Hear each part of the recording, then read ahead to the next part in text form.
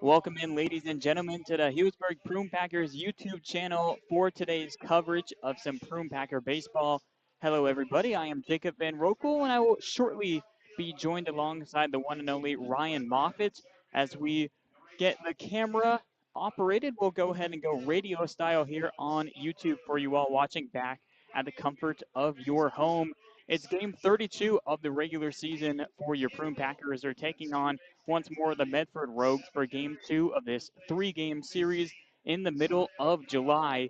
Yesterday, it was all Prune Packers, a 17-3 victory, highlighted by a 10-run bottom of the 8th inning for your Prune Packers. It was a win for Blake Crawford. He had 3 1/3 innings of relief work to Tanner Bradley, who went the first 3 2/3. Taking the loss for the visiting Rogues was Dylan Finelli. 5 innings, 7 hits, 6 runs, only 4 were earned. 4 errors yesterday by the defense of the Medford Rogues, something they're hoping to clean up this late afternoon in Healdsburg. Prune Packers enter the game with a 28-3 record, first in the PEL with a 15-3 conference record.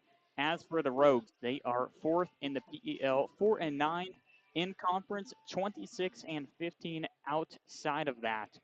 This is a squad that is playing in their first road series of the season, their first 40 games of the year, all at home. So they're finally outside of Oregon and into the beautiful Sonoma County. But they're on a 7-game losing streak, and it's a tough task here against the Prune Packers as they try to end that losing skid. As it looks like we've got the camera set up. Shout out to Hugo Traverso. He is everywhere for the Prune Packers and the Pacific Empire League. On the mound for the Pack, it's the righty Cole Tremaine, 6'1", 200-pounder from UC Berkeley. Leading things off is Kyle Norton for the visiting Rogues in their red, white, and blue uniforms. 0-1 pitch slapped over towards second base. This is Antonelli Savateri at second, and he makes the play look routine for the first out of the ball game. We saw Savateri in center yesterday, but no Jacob French in the lineup. Savateri goes over to second, and let's meet the rest of the defense behind Cole Tremaine. Outfield left to right, Grimmer, Kim, Leopard. Around the horn, Sutter, Campbell, Savateri, and a guard with Cade Ladahoff catching balls and strikes from Cole Tremaine. Tremaine's first offering to Christopher Ortiz is a swing and a miss, strike one. Chris Ortiz did the catching duty yesterday, playing third and batting second in game 2 of the series. Takes an off-speed away to even up the count at 1-1. Tremaine on the year for the Pack, 1-0 record with a very nice 1.28 ERA, 6 strikeouts, no walks so far. And he catches the outside edge for strike 2 called as the count runs to 1-2. And we have Ryan Moffett now joining us here on the headset. Hey, how's it going, Jacob? Good to be back. Had to do some busy work for the Packers. You know, you do a lot of that. You wanna take over, or you want me to keep rocking here in the early I innings? trust you, Jacob. You're one of the more trustworthy people I've met. I appreciate the kind words. It's a 1-2 count here on Christopher Ortiz. And the pitch out of the windup. Heater inside. Clocked in at 90 miles per hour. That was a big storyline in game 1. The Packs had guys pitching low 90s, high 80s. And as for the Rogues, it was mid to upper 70s a majority of the game. As this one's chopped over to Cade Campbell. Strong throw, not picked by a guard, as it'll get away into foul territory. And Christopher Ortiz stands in at first.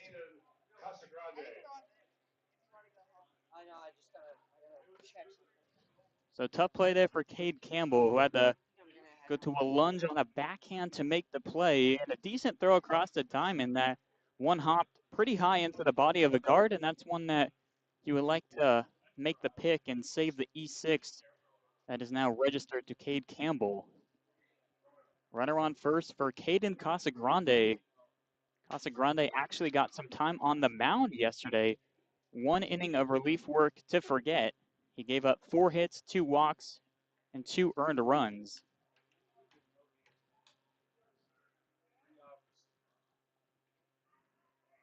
Tremaine ahead in the count. The 0-1 Turns into 1-1 as the fastball just misses the top of the zone. Casagrande has a batter hitting .300 with a couple RBIs on the season. Tremaine out of the stretch. Misses with the off-speed away.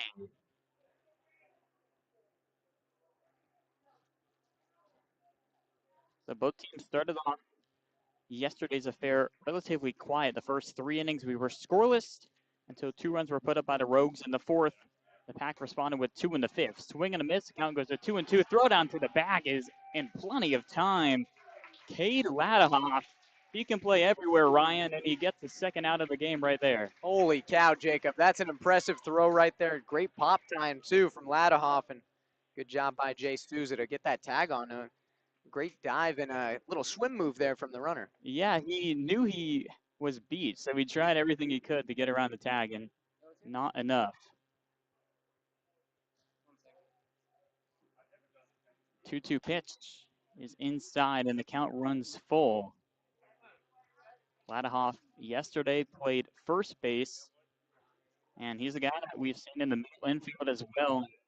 Can also play the outfield if needed for Coach Joey Gomes. 3-2 elevated in the center field. Jonathan Kim comes in to make the grab, and the side is retired. Good start for Cole Tremaine. First time we'll see the Prune Packer bats when we're back.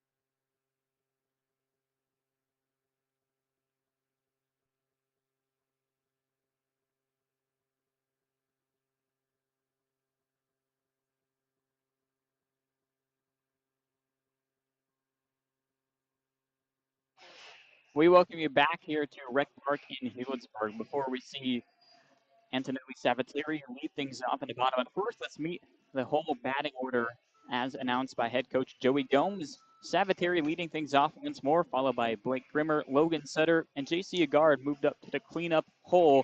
He's followed by Alex Leopard, Cade Ladahoff, Jake McCoy into the lineup after a 3 RBI pinch hit triple yesterday. And then it's Jonathan Kim and Cade Campbell rounding things off for the Prune Packers. And they're going to go against a guy standing at 6'8", 250 pounds, Caleb Malloy. 4-1 record on the year, but a 6.06 ERA. So he's had the bats back him up a majority of this season. We'll see how he fares against the Prune Packers. Yeah, and a tough challenge for him to lead off. Savateri had 7 RBIs last night. And Jacob, it was just a heck of a performance from him. Super impressive. And how was he in that post-game interview if fans did not get a chance to check it out on Instagram? I'll tell you, he was magical. He performed one of his great magic tricks for us. He has a lot of them in his repertoire, but he is a true magician and a true baseball player, too. Yeah, 7 RBIs, 4 hits, 3-run home run, and a 2 RBI single in the 8th inning alone. And he bloops this one into left field for a duck fart single. Yeah, I think you just wanted to use duck fart. It was a great hit, though, by him, and it drops in no man's land. If you look it up, in at least on Urban Dictionary, that's exactly what we just saw, a little bloop single. It was a term that we discovered yesterday. We got to use it, and I will continue to use the term duck fart. Wow. I will not continue. It's one of my least favorite baseball terms. Grimmer fouls the first pitch to the fence. To each their own, Ryan. You know, it can be my thing. I'll let it be your thing. That'll be your catchphrase. So Saviteri aboard after a leadoff single. The bats come alive as of late for Saviteri. The average now above 385 in conference play. Grimmer elevates this one in the shallow left field. Hill comes charging in. Third baseman Ortiz going back. And this one lands in fair territory, says the umpire. And it's arguably another duck fart single. I'm going to lose my mind. This many duck farts in 2 at bats is a little ridiculous for me. I think the Prune Packers watched our Instagram video defining that term, and they're like, hey, I want to hear it more on the broadcast. Let's try to hit some bloop singles. I guess so. I mean, that must be one of their favorite words. Another guy that likes to give me words to say on the broadcast is Caden Take. That's one of his many hobbies. Did he give you anything for the series? He did, but I won't tell you. Oh. Keep it a secret.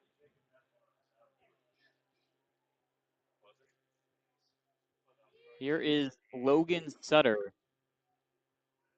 Sutter rips this one high in the air to deep left field. You can kiss it goodbye over University Avenue and into someone's front yard.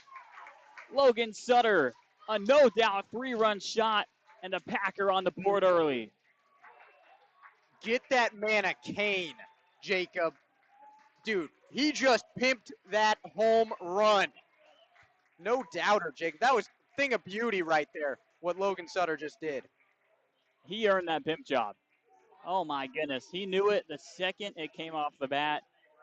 And no one needed to see that more than Logan Sutter. The bat has not been there as of late for Sutter, but my goodness, that ball never stood a chance. I hope that forerunner that's in the driveway is okay. Hopefully they have insurance. So here's Jason Agard. Bases are cleared and a 3-0 Pack lead.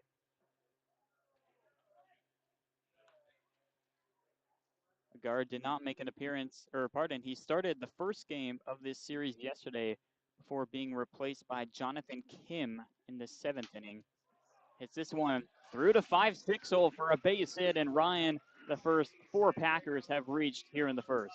Yeah, we talked about it yesterday, how the Packers were getting off to a slow start. Today, the complete opposite. They have just come out of the gates steaming hot.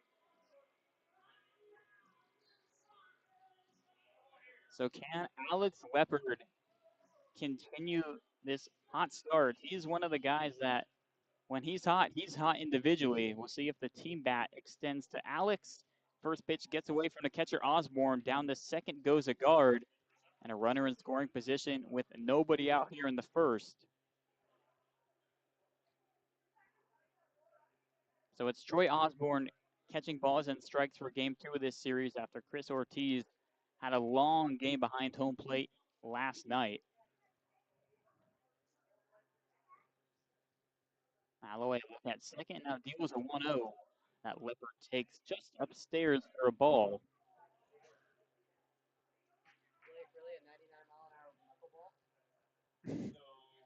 Leopard yesterday 1 for 3 with a couple walks and a single.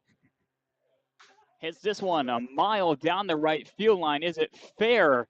Pirello giving chase, and it hooks foul. Yeah, it looked like the Rogues bullpen got a little startled by that. Guy started to get up and run away. Oh, Leopard hits it pretty hard. I don't blame them as they're looking back towards the sun. So now a 2-ball, 1-strike count on the 5-hole right fielder. Hits this one softly over to third. Chris Ortiz looks off the man on second. Throw across the diamond just in time to retire Leopard for out number 1. University of Michigan catcher number 4, Cade Ladoff. We take you to the hottest hitter on the team, Cade Ladoff. 12-game hitting streak for the Michigan Wolverine. Let's bump the average up to 372.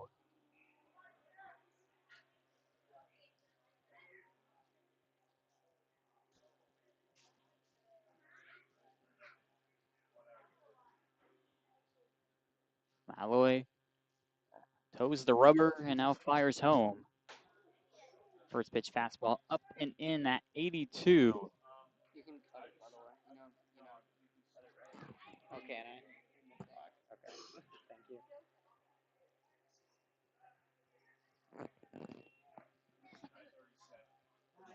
The righty's 1-0 in at the knees for strike one called.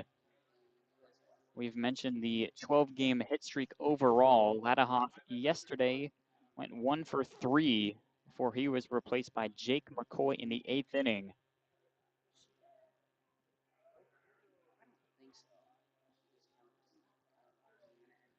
1-1 pitch upstairs, and a patient start for Ladahoff at the play, watching the first 3 go by.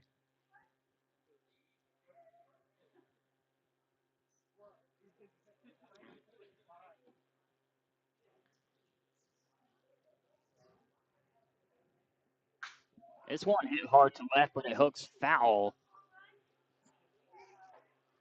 And I think we had another one enter a front yard there, Ryan. The guys in the bullpen are looking across University Street once more. Yeah, these have been some hard swings today, Jacob. Just straight out of the gate. The hottest start I've probably seen this year. Yeah, a team that typically doesn't get the bats going in the first inning, but we're seeing a new story here. 2-2 popped up as it backspins out of play. It's another beautiful afternoon here in Sonoma County. Temperatures in the low 70s, going to get to the high 60s by the time this game is over. Sunny skies, a gentle breeze, and it's all you can ask for a mid-July baseball game.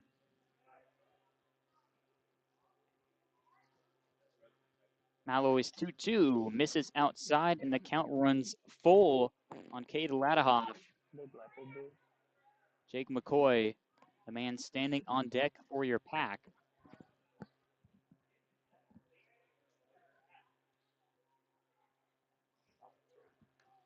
First base is open. J.C. Agard stands at second. Payoff pitch, hit hard but foul once more down the first baseline. Holy cow. Cade Ladahoff is getting his bat around so quickly in this at bat. He's living by Coach Gomes' motto, party out front. I think he'd like to be a little less out in front of some of these pitches, or else we'd have another home run in the first inning. But we'll see if he can get the timing down with another payoff pitch loading between Malloy and Ladahoff.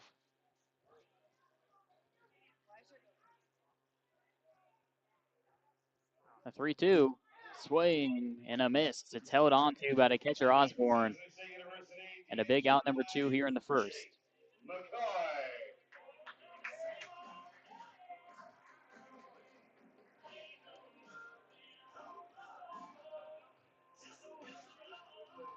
So we've mentioned it, but we'll do it once more. Jake McCoy yesterday came in as a pinch hitter in the bottom of the 8th inning, had the bases loaded with 1 out, and he had a 3 RBI triple on about a 415-foot fly ball to straightaway center field. Yeah, it was just crushed. And talked to him after the game. He was super happy with it. And I told him, I mean, you obliterated that ball, and I think he knew it. It was the first pitch he saw, too. He was in the dugout sitting for about 2.5 hours with that long baseball game. Comes in, sees the pitch, and, like you said, obliterates it.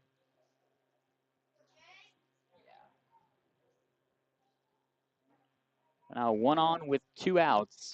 1-0 pitch hit in the air towards shallow left center field. In comes Hill, pulls under it, and makes the grab on his left shoulder to retire to side. But not before the Healdsburg Prune Packers score 3 runs on a 3-run no-doubter by Logan Sutter into someone's front yard. To the second we go with the Pack on top early.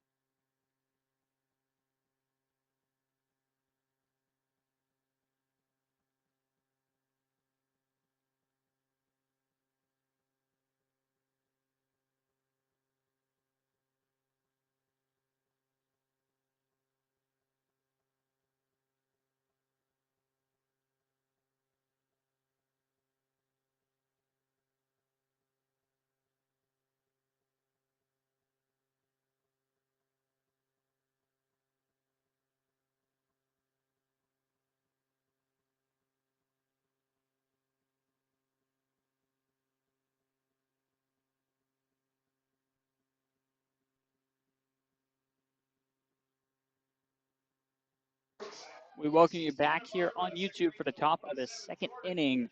It was a 1-2-3 first for Cole Tremaine, and now Ryan, he is given a 3-0 lead thanks to Logan Sutter. And up comes the middle of this order, Marion, Severns, and Hill for the Rogues. Yeah, Tremaine already having a great game, but that gives you just an extra cushion to throw some more strikes and have more confidence in what you're serving up. And his defense has done a great job too, helping him out despite that, pass ball over at first. This one's going to land for a first pitch single to start the second by Jordan Marion.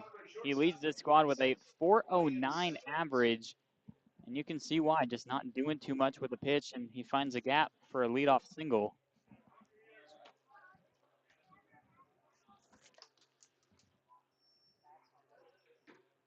The leadoff man aboard, Ryan Severns, steps up to the plate. The righty shortstop yesterday went 1 for 4 with 3 swinging strikeouts.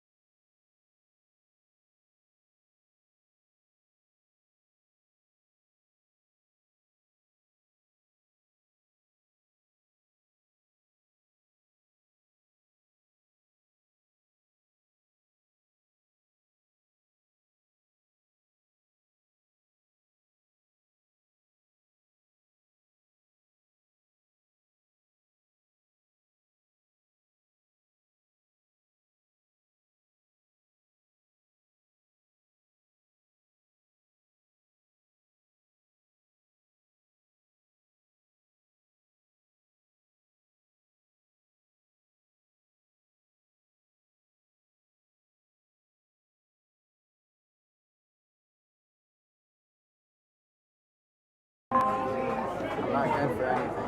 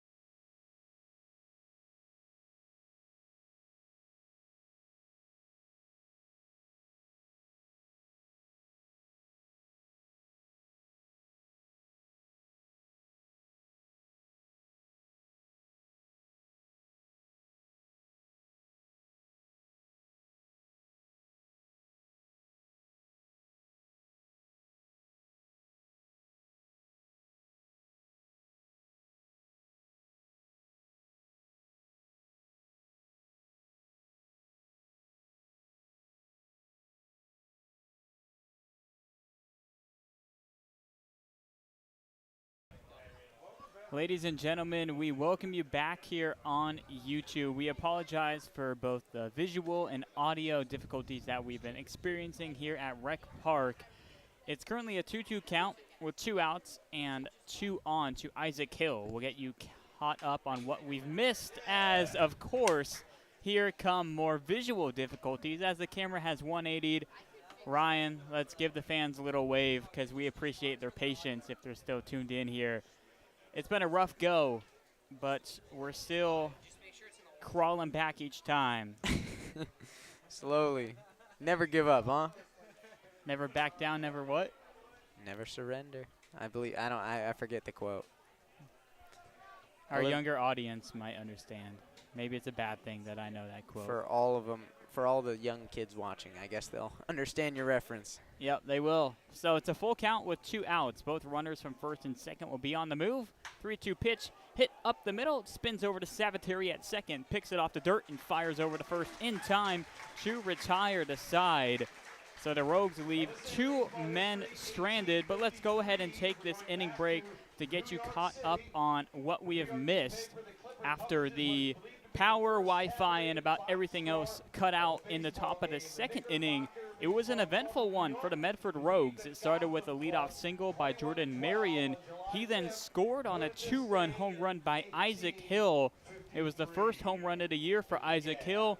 It was another no-doubter to straight away left field. We apologize that we missed that coverage. And then there were a couple more singles in the inning by Troy Osborne and Trevor Smith. But Cole Tremaine was able to get out of that inning with just 2 earned runs of damage. In the bottom of the second, the Prune Packers went down in order with 3 fly ball outs to the outfield. And then in the top of the third, we saw the ground up by Isaac Hill, but the rest of the inning consisted of a Christopher Ortiz single.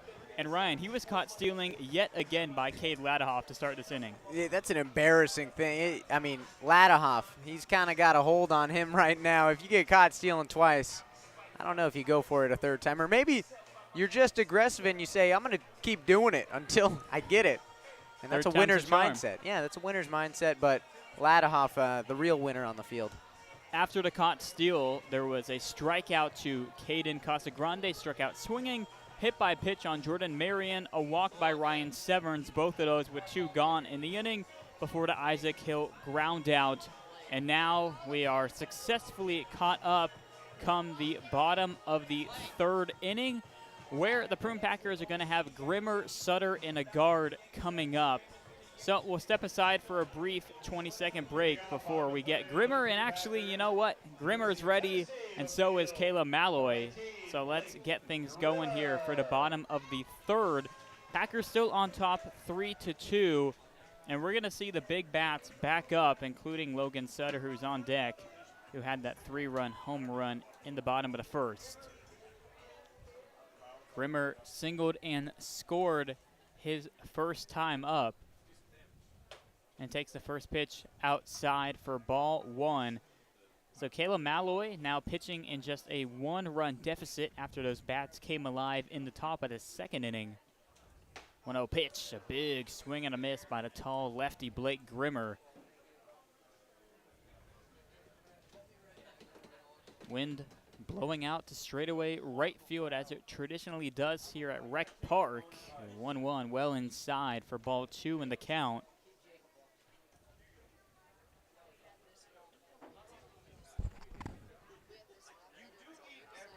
Malloy set the 2-1 offering.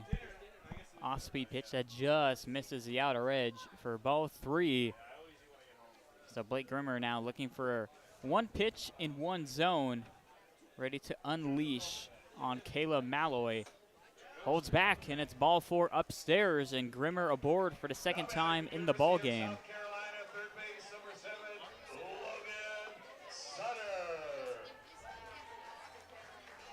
Ryan, you think Malloy is a little more cautious here to Sutter on the second time up? You have to be. After that last home run, it was just mashed. You're going to be a little hesitant to throw his way. That walk to Grimmer, the first of the game, allowed by Malloy, and he starts off the at-bat with an uncompetitive pitch that gets away from Osborne, and down to second goes Grimmer, sliding feet first. So good start to the third for Healdsburg. Runner on second with nobody out. Sutter, of course, swung for the fences his first at bat, but if he can move over Grimmer, that's his main objective now at the plate. As he watches one catch the bottom of the zone for strike one called. So far in the season between these two teams, Healdsburg leads it 2-1 with a 31-13 run differential. A lot of that damage done yesterday in their 17-3 win over Medford. Sutter takes a tough pitch for a called strike. Ryan, we saw Sutter take a questionable strike through yesterday. He can't be too happy with his umpire career at the moment. No, but Sutter's one of those guys. He's just going to bite his tongue and live to see another pitch and do what he can. 1-2, breaking ball that just misses the up inside edge of the zone.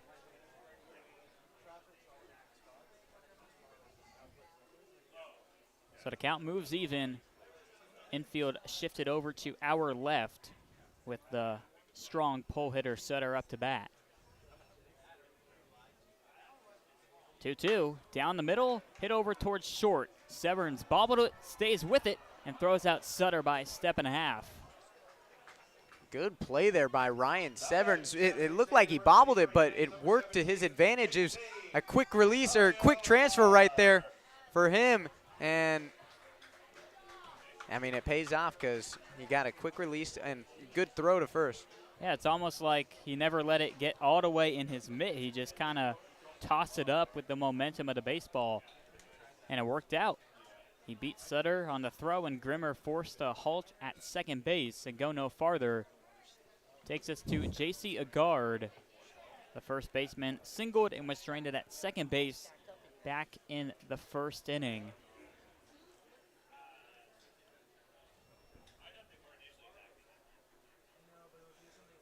Defense stays shifted over to the left with another righty up to bat. That pitch bit inside.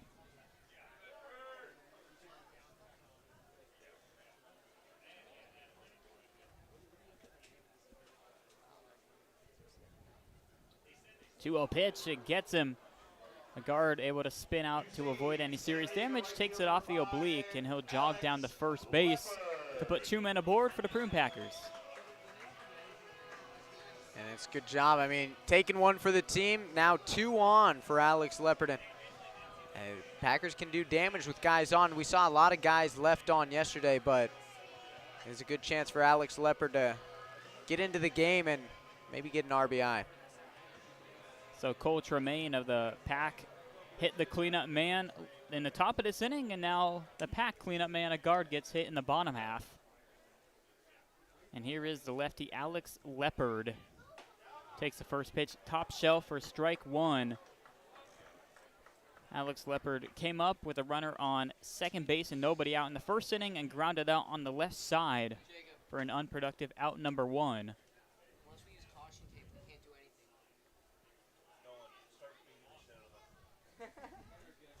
Oh, when the Leopard downstairs in the dirt gets away from Osborne for a moment, and if he hurries over to first, he would have had a guard who was halfway to second base, but Blake Grimmer was not moving. And I'd say both teams got lucky there, Ryan. Yeah, and a little miscommunication right there, and the luck pays off for a guard. And the catcher didn't want to throw. Looked like Osborne just bobbled the ball enough time to allow a guard to get back to the bag as the 1-1 is called strike 2.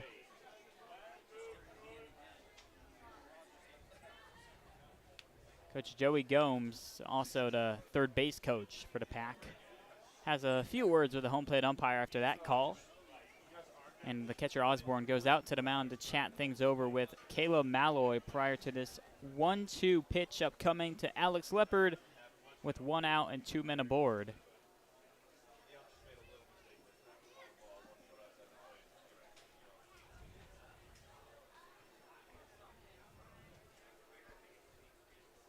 The 6'8" right-hander comes set on the mound.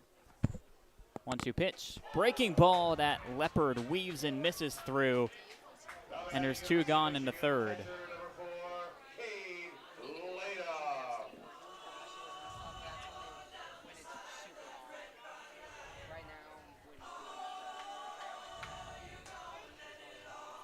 So now 2 on, 2 out for Cade Ladahoff. The utility man playing catcher today struck out swinging back in the first. Swings at the first pitch, pops it up down the third baseline. Ortiz runs out of room as that one lands in foul territory.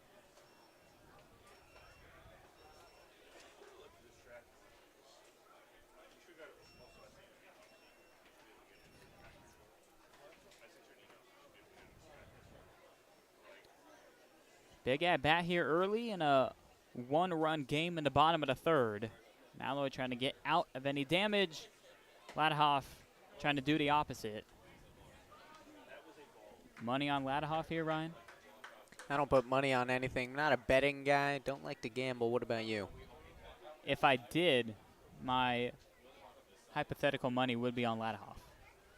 I'll put it that way. Monopoly money. Monopoly money. Hits this one in the air to deep left field. Hill back at the wall, and my Monopoly money has just doubled. A 3-run home run by Cade Ladahoff. This is why you gamble. Yeah, sadly I should have took the bet when you offered it. And now I'm just poor as I was before. Cade Ladahoff extends the hit streak to a baker's dozen. Second 3-run home run of the game for the Pack. And they're on top 6-2.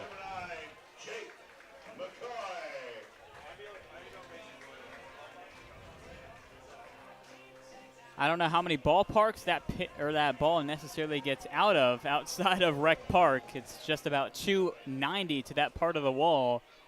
But thankfully for the home squad, it works out in their favor. First pitch swinging, Jake McCoy pulls one deep to left, but it hooks foul. We've already seen, I think, 3 foul balls end up out of the yard here. Tough scene for homeowners. Yeah. Malloy's 0-1 pitch. Good movement on the breaking ball that fools McCoy, who quickly goes behind in a count 0-2.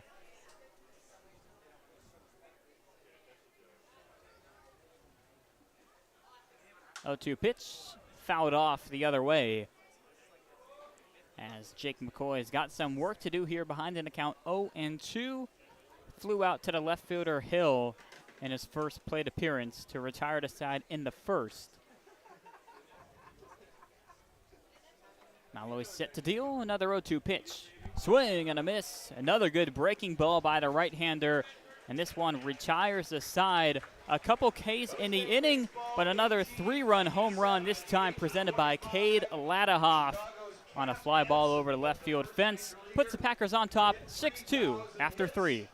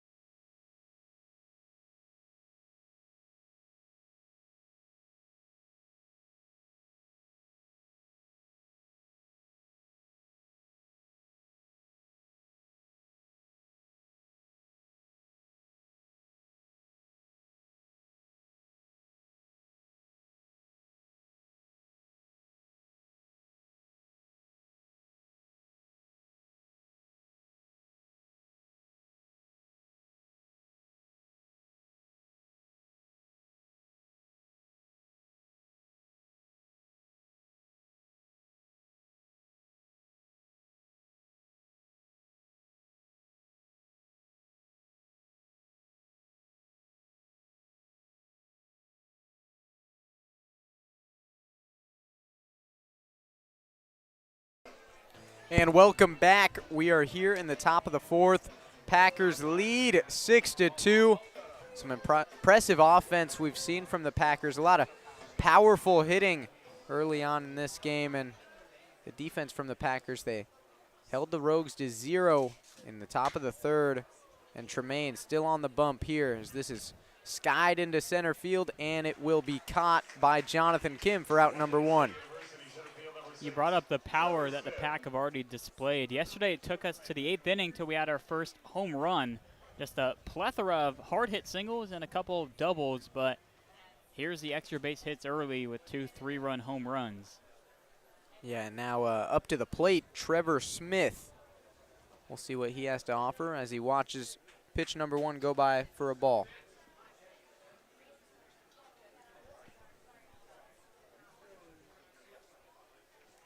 Pitch number 2 on the way in, outside part of the zone for strike number 1. That's been a pitch that's just been called a strike so far today, and unfortunately hitters are going to have to adjust. It's a bit of a wider zone.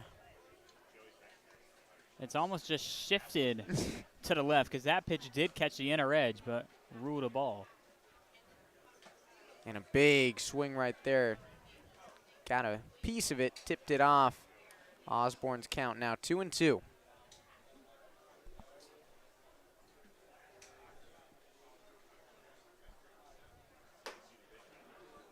And that pitch will make it full count now. See who wins the battle between Tremaine and Smith. And a fouled off pitch right there to stay alive. Good job by Smith. Good start to the series so far. Singled in the first, home run yesterday. Looking to be productive at the bottom of the order. Here's Tremaine's pitch. And a check swing. They'll look at the field umpire, and he says he doesn't go. So he'll take first base. A good start there for Trevor Smith and the Rogues. Second walk given up by Tremaine. Does have 3 strikeouts, but entered this game with 6 Ks, 0 walks. So he'll look to get his command here on the 9-hole hitter.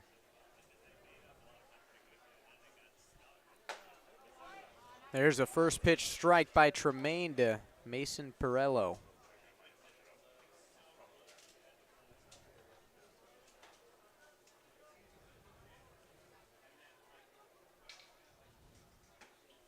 Tremaine will miss inside on that pitch. Count goes 1-1.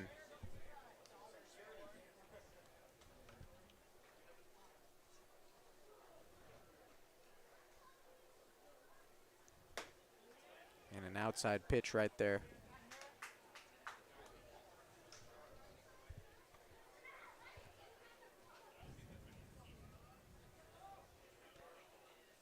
Two and 1 count for Tremaine. Ooh, what a swing right there. If Perello got a hold of that, who knows where it would have gone. Yeah, thankfully that pitch was up and in, so just hard to get the hands through, and now an even count.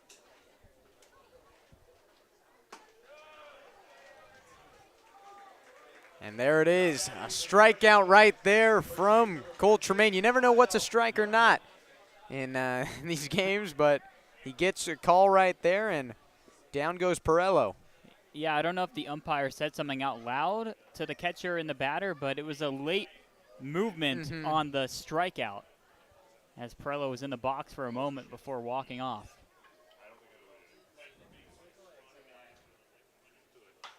And a first pitch swing right there will go foul over towards the bullpen of the Rogues.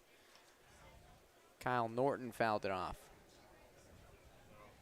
Is that a bullpen? It's where the pitchers warm up. A place. It's some type of bullpen. Runner going and fouled off again by Norton down the first base line. Have they not learned who's behind home plate for the Pack? They have not. And Ladahoff's been on a roll today. I'm surprised they're still trying. I get third time's a charm, but no. Come on, man. Just quit. No. Never quit in life. You know that? That's my advice for you today. Jacob, I hope you take it. And a down low pitch right there. Count goes 1-2. That or avoid yellow snow. Dangerous. Unless, of course, you're getting something from Kona Ice. They're at the game today. What a segue, huh? Are they here? I was told they were not. Okay, well, I apologize. False information. I was told they would be here. Folks watching, if you were thinking about coming to the game for the shaved ice, false alarm. You do not need to show up. Yeah, it's all I come for. Time for a put-away pitch. Yeah, 1-2 count. Tremaine's looking for it. Not going to get it there. Outside. 1 on, 2 down here in the top of the 4th.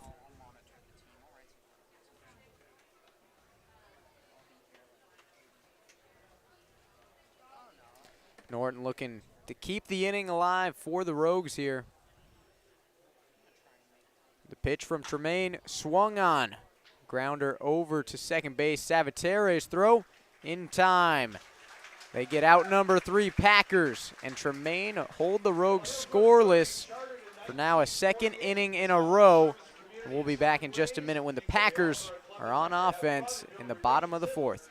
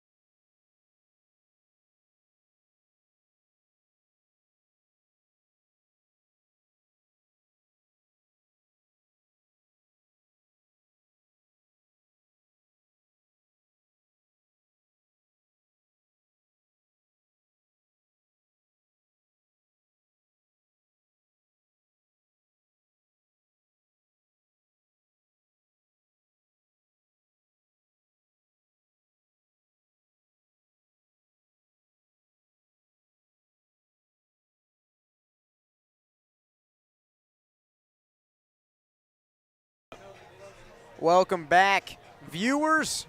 Ryan Moffett and Jacob Van Roekel here, bringing you Packers versus Medford Rogues today. Game 2 in the series. And it's bottom of the 4th here. Packers lead 6-2.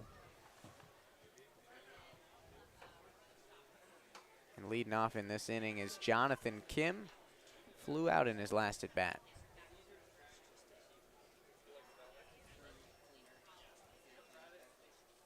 The 2-0 pitch. Kim holds off on that one as it misses up high.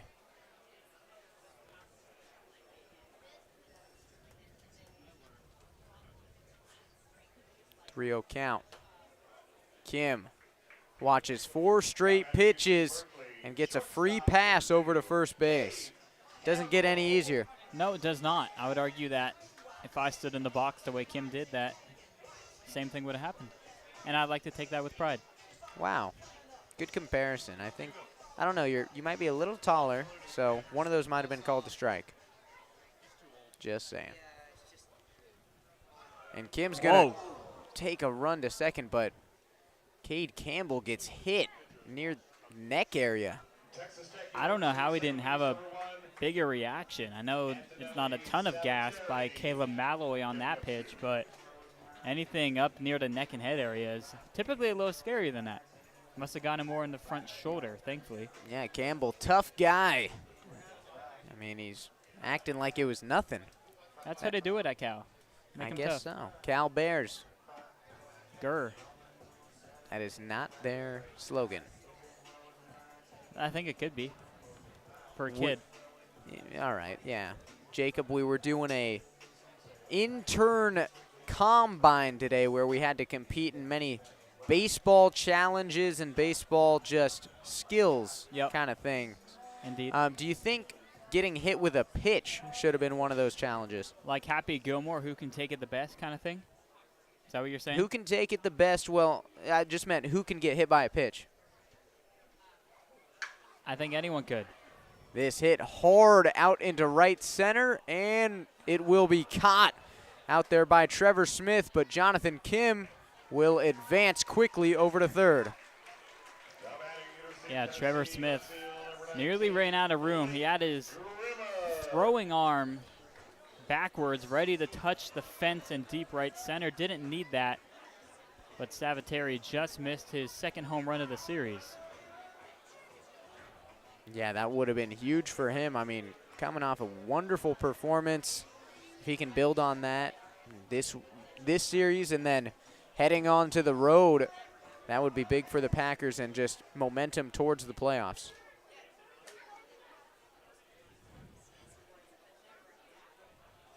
Blake Grimmer, hard ground ball, gets into the outfield. That's going to bring in Kim.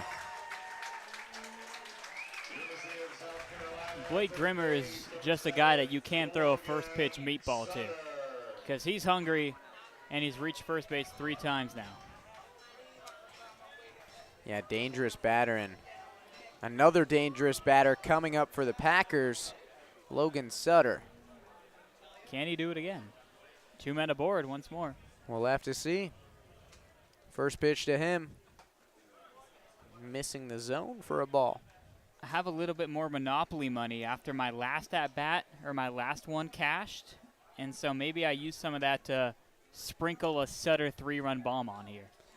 No, I'm not throwing any money in the pot. You missed out last time. I know, but I don't trust it this time. Well, Sutter's going to have to get a pitch he can swing at, so that could be the hardest part because I don't know if Caleb Malloy necessarily wants to do that.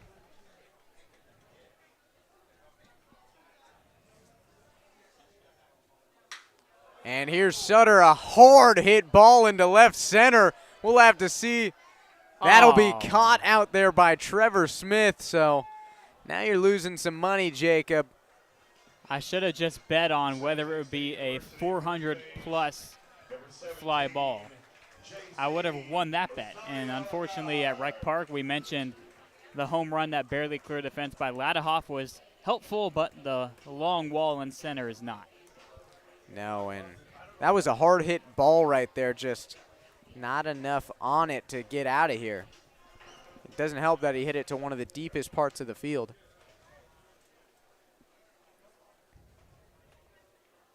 So now J.C. Agard up to bat, fouls off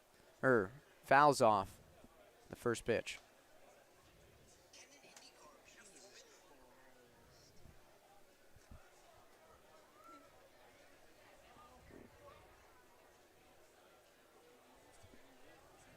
Oh and 1 count to Agard. Here's Malloy's pitch, and it's missing outside. We've seen a few wild pitches in this series so far by rogue pitchers, and now with a runner on third, 2 outs, the job for Osborne behind home comes even more difficult. Agard hits this one high, and looks like that's going to trail out of play.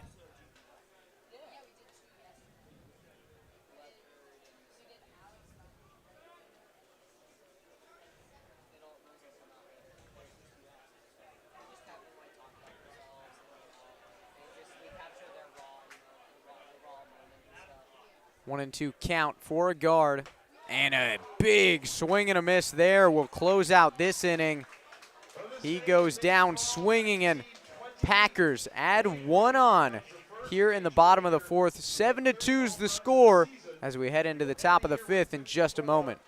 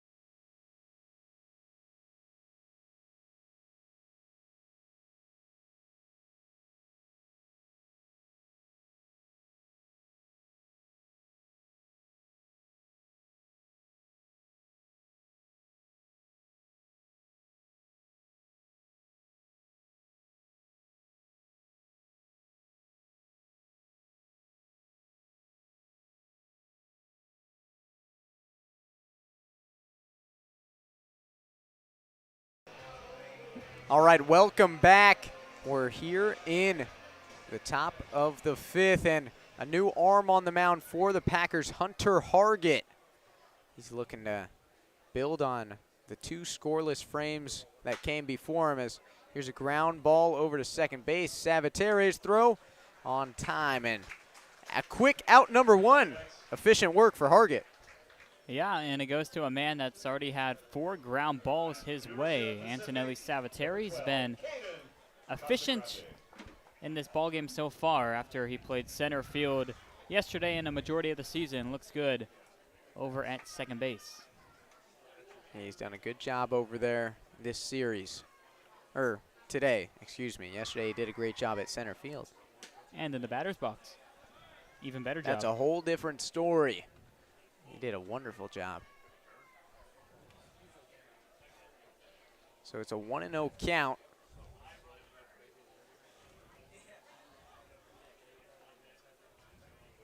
Here's Hargett delivering the pitch, and that's going to be down low for ball number 2.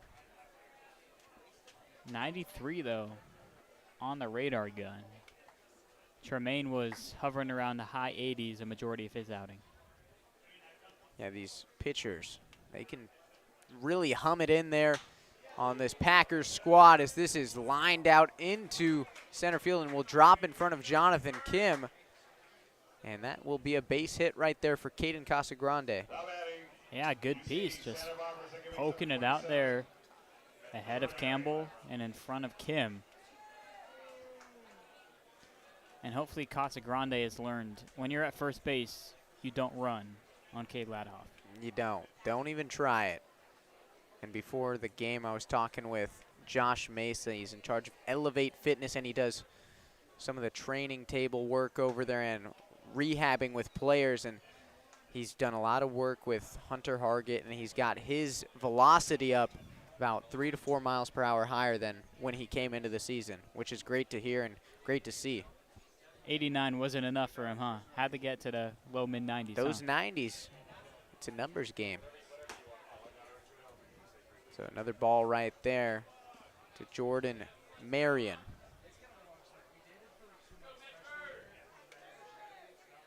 How do you feel about these Rogues jerseys? Pretty cool, huh?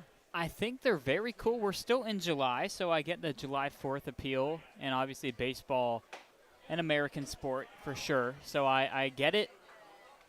I'm not sure if a mid-July game necessarily fits, but, you know, I can dig the red, white, and blue every once in a while. Every once in a while. You're sounding a little unpatriotic, Jacob. All right, too much time abroad for you. How was your trip to Europe? Europe was awesome.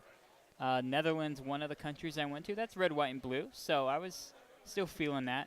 I felt at home on my trip abroad. See a bald eagle there? Just a couple. Yeah, that's a good amount. Only seen 2 in my life, as that's fouled back. Does Ian Eagle count? He's bald. No, he's still got some hairline. Receding hairline doesn't count as bald.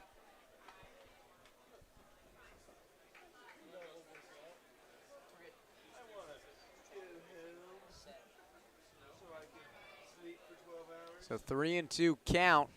Hargett delivers, and his pitch missing outside. So now a free trip for Jordan Marion, and 2 on for the Rogues with only 1 down.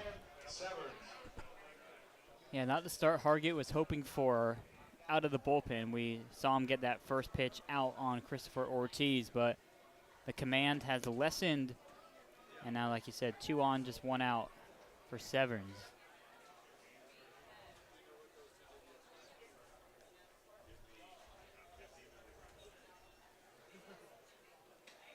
Hargett just trying to find that zone right now.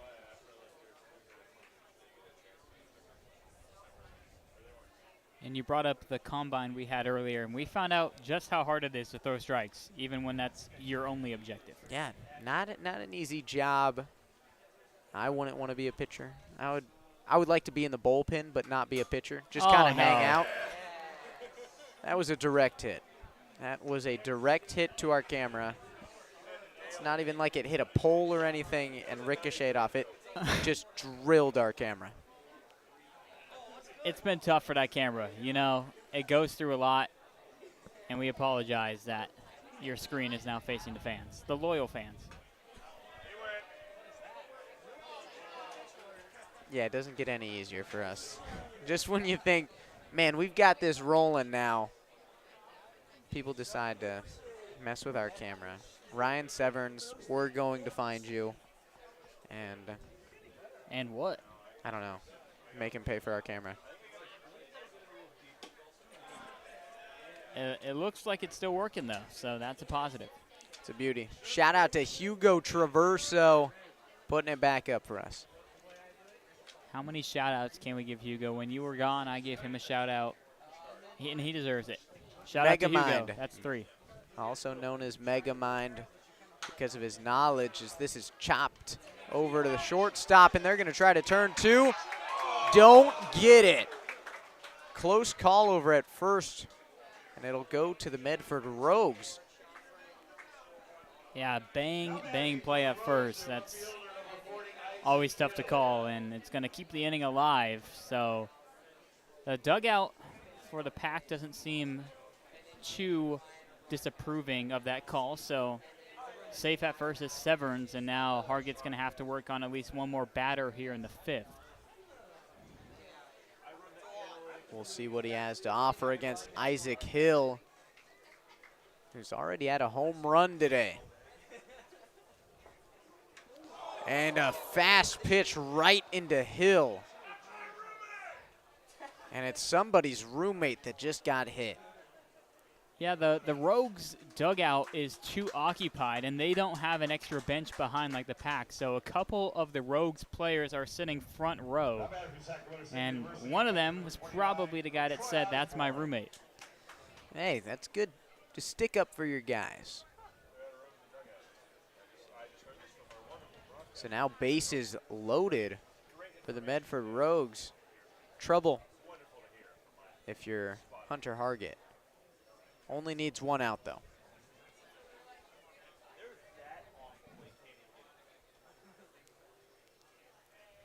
Here's the first pitch to Osborne. Swings at that, and it's fouled off. The good news for Hargett, overall in the year, Osborne only hitting 118. Does have a single in this game. But if you got to get anybody out, Osborne statistically the lowest average on the team. Hey, if you're going by numbers, I like your thinking. And a big swing and a miss there will put Osborne back 0-2 in the count.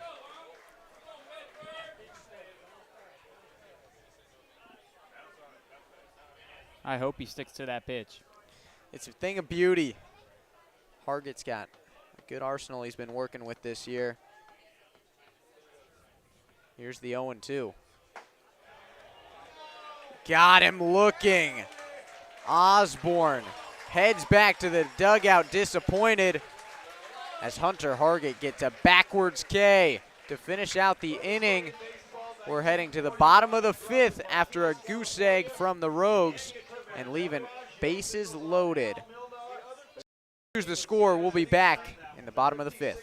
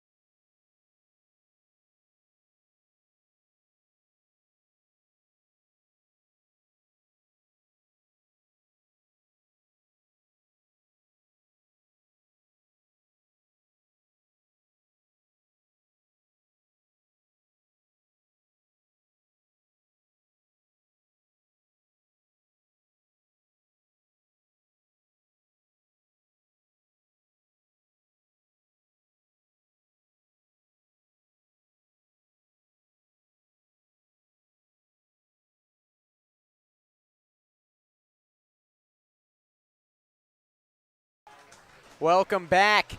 We're here in a 7-2 ball game, bottom of the 5th. Packers looking to add on to their lead, and it's an electric batter if you want to start or kick off this inning with some fireworks and add on to that 7-2 lead. Alex Leopard at the plate.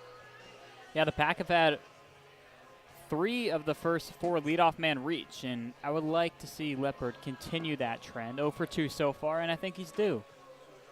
That's the hope. He's due, but we'll see what Leopard does at the plate. First pitch to him, inside.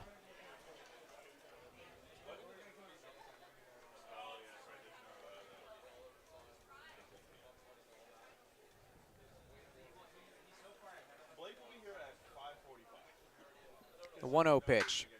Hard hit ball by Leopard. That's out into right field, deep and out of here.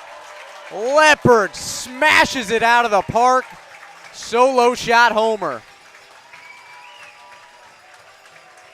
Well, he did a little bit more than just get on base to lead off an inning. He touches all the bases.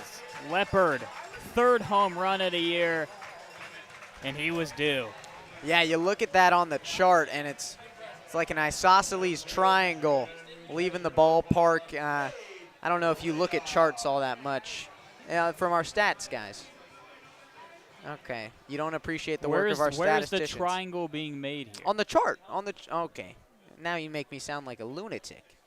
When they pull up that chart, you look at it. I caught a glimpse at it. I was too busy Nonetheless, watching Leopard crushed. circle the bases. See, I'm always on to the next thing, looking at the information, the statistics on that home run. And there's a strike right there to Cade Ladahoff, another guy that's had a home run. 3 so far in the game. I am loving it. We are not sponsored by McDonald's. I almost thought about the Mick. Leave the Mick out.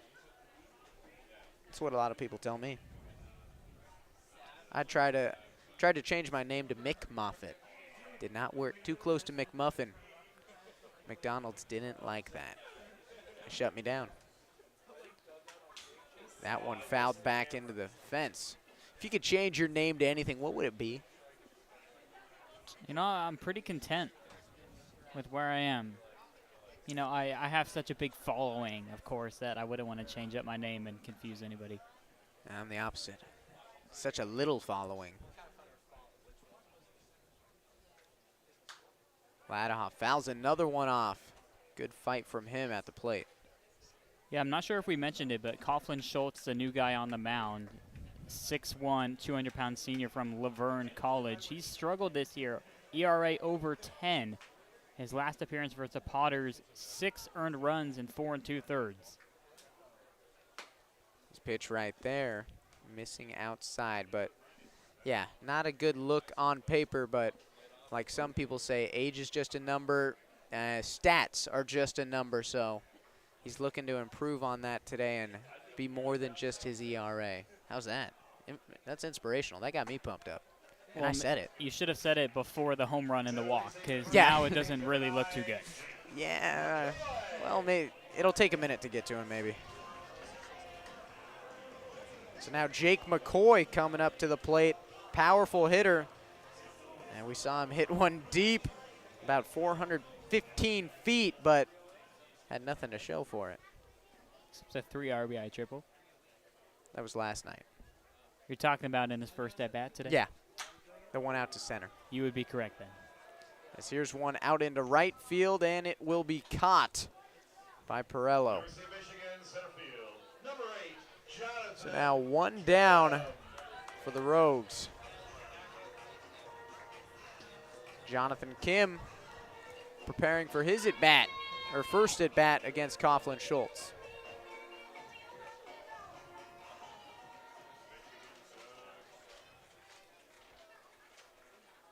Ladahoff with a lead off at first. The pitch outside for a ball.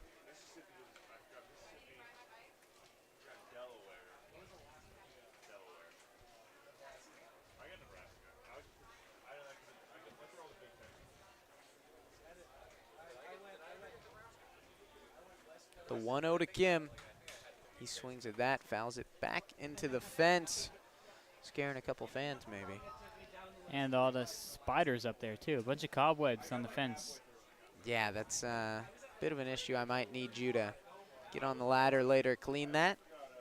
It's part of our roles as interns. Cobweb duty. We're here for the squad. You know what they say. That one fouled off and up over by the Packers dugout.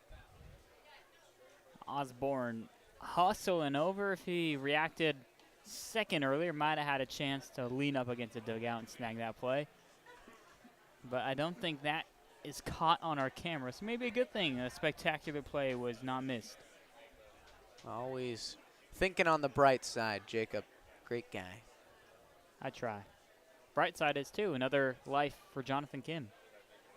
Yeah, 1-2 count for him. Schultz fires and fouled off again by Kim, and Osborne kind of takes a nasty shot on the bounce back. I think it was on the thigh, thankfully. But yeah, nasty nonetheless.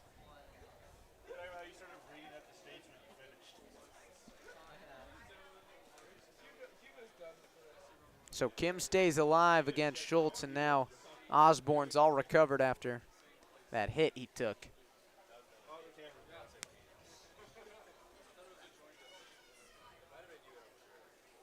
The pitch, not a strike. Osborne tried to sell it, but not fooling the umpire.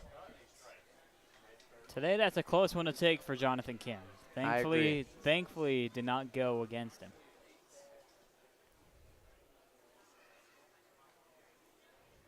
The 2-2, hit by Kim over to the second baseman. He catches it. So a low-flying line drive caught by Jordan Marion. Yeah, a frozen rope. I think that was one of our terms of the day. Not sure if that's made its way on the social media yet, but you'll see it coming. And explain to the fans, what is a frozen rope? Because I've seen a lot of ropes in my day, never a frozen rope. You know, I think that's one of the more common words that will be given out, but think about it. If you freeze a rope, is it going to loop and dangle with gravity? No, it's not. It's going to just be a straight line, like a line drive, Well, a.k.a. a frozen rope. It depends how you freeze the rope, because I do a lot of things with my freezer at home, and I'll have to, do some tests with ropes. Hopefully nothing weird in your freezer, bud. Don't worry about it. So, outside pitch right there to Max Martinez. Called a strike, unfortunately. Oh, wow. You were right. You were correct. Didn't look like a strike. 1-1 is the count for Martinez. And he will jump out of the way of that inside pitch.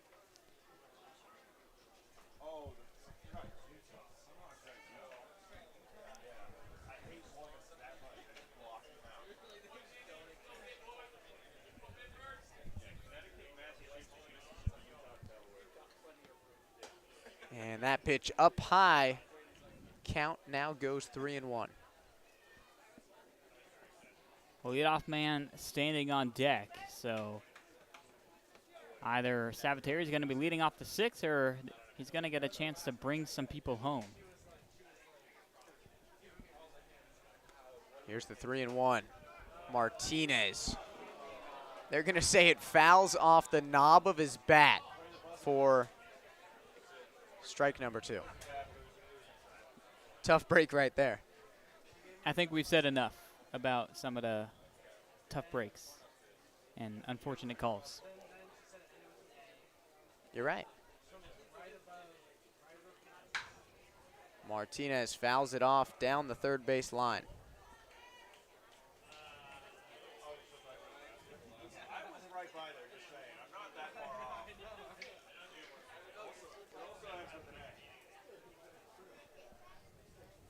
So full count now for Max Martinez. Looking to keep the inning alive for the Packers. And there is the strike, catching the corner of the zone. Coughlin Schultz gets out of a tough situation. and limits the Packers' damage to just 1 run in the bottom of the the 5th. So it is 8-2 as we head into the top of the 6th. We'll be back in just a few moments. As well as mindful, Enzo.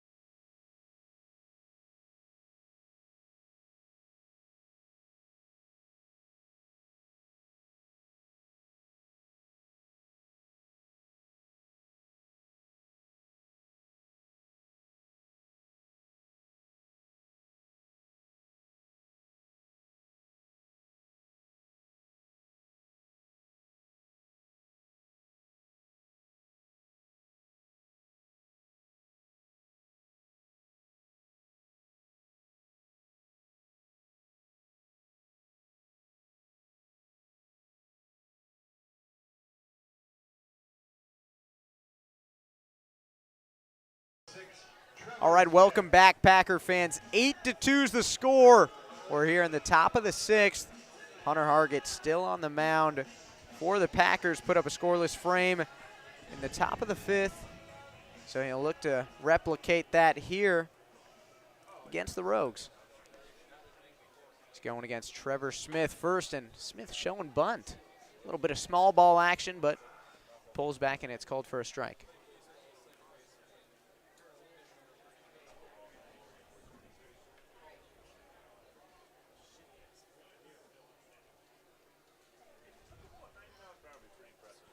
Pitch right there, down low, down in the dirt for ball number 1.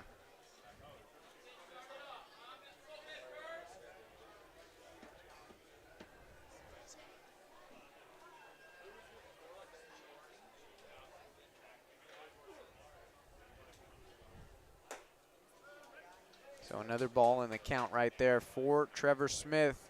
Now 2-1. And then after Martinez came in to hit for Campbell last inning, he takes his place at short. So Campbell got hit by a pitch in the 4th, and hopefully not too much concern, just more caution by Coach Gomes. Got to check on his players. So Hargett working up on the mound. Now a 3-1 count, trying to get back in it against Smith.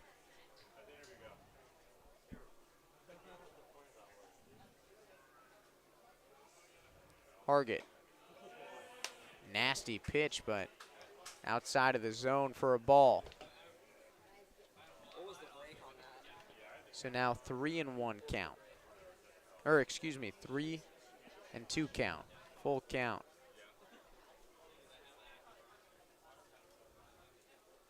Hargett fires his pitch way upstairs.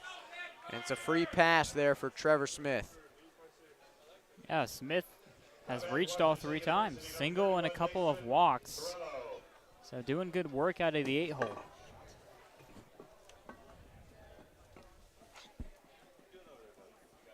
As Hugo rudely trips over me.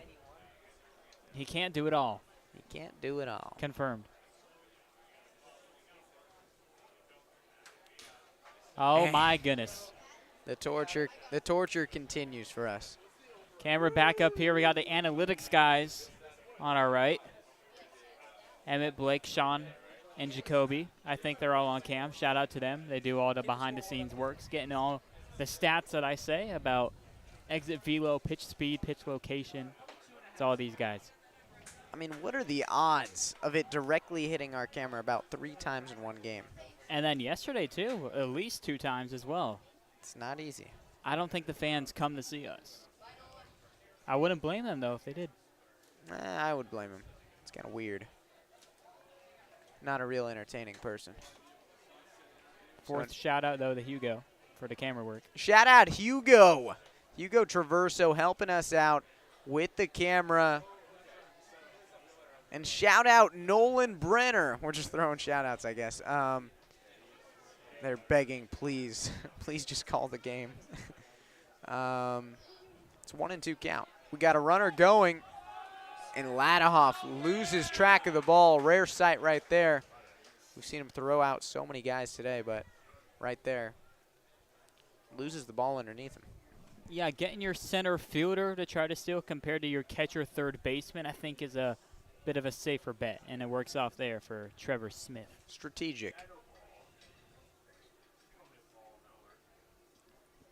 Counts 2-2. Here's Hargett. Swung on out into right field down the line.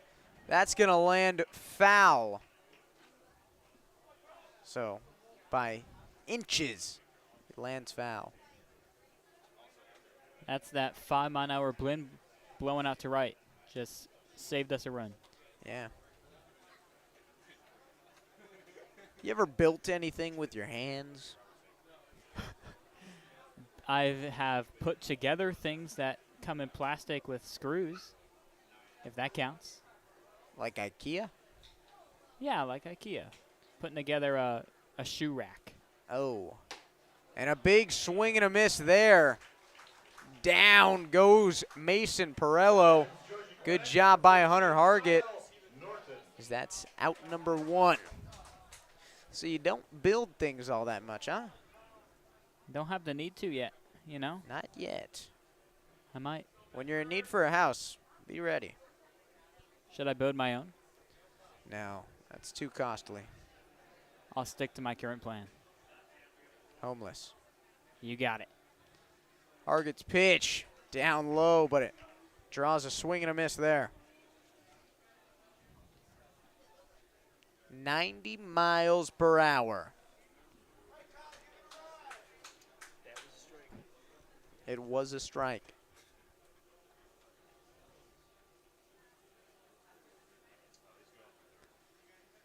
The pitch to Norton, and another swing and a miss in the zone. Norton was 0 for 3, all against Cole Tremaine. That's 3 balls put in play to the infield, and his luck not yet turning in his favor with the new pitcher Hargett on the mound. Yeah, and Hargett only getting faster. Last pitch was 92. That pitch right there, though, down low.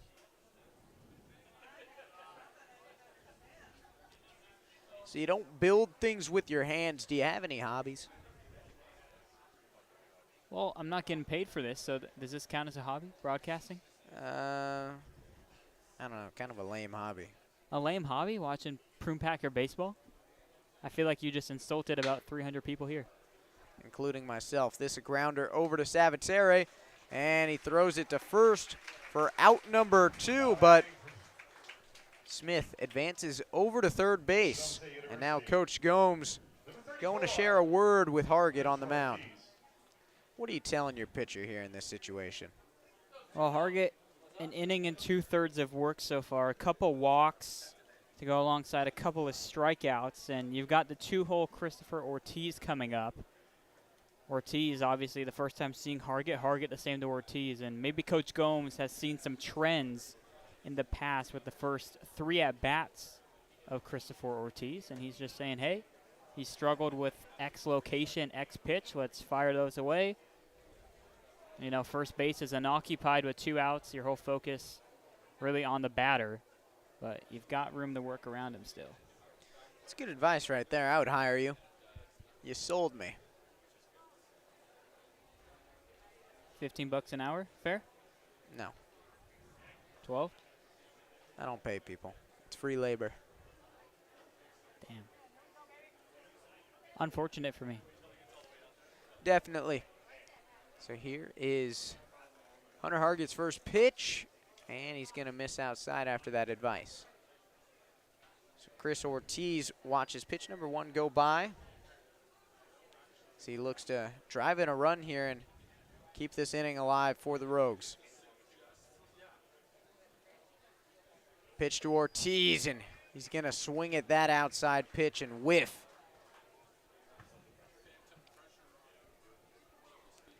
We've really only seen fastballs from Hunter Hargett, at least in this inning, threw a couple off speeds in the 5th, but he's just been set on his low 90s fastball here in the 6th. Another strike now for Hargett. He gets ahead in the count, 1-2.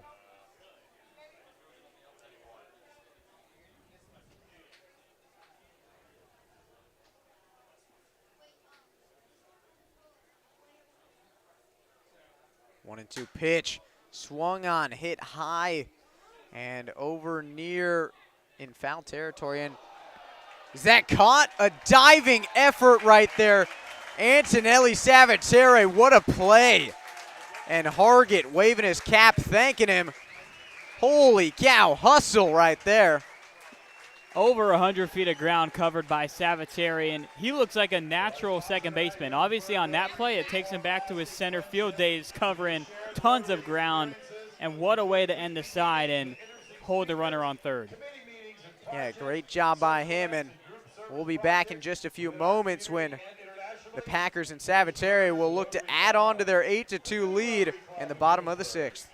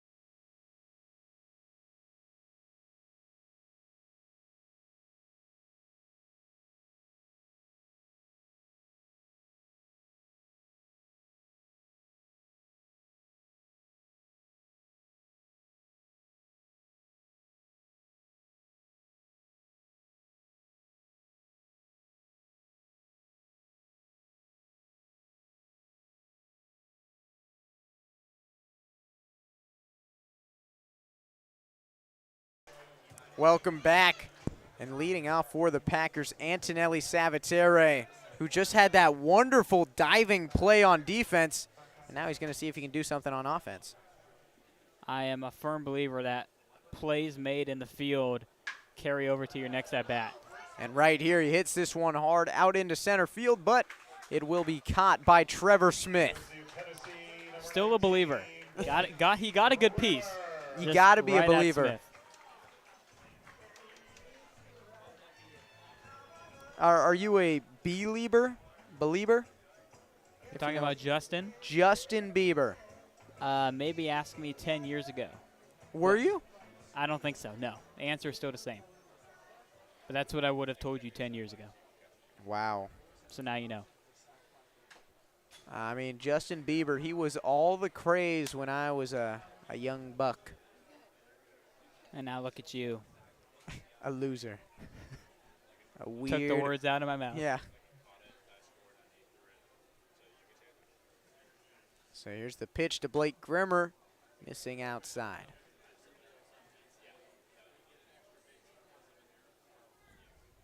1-1 count for him.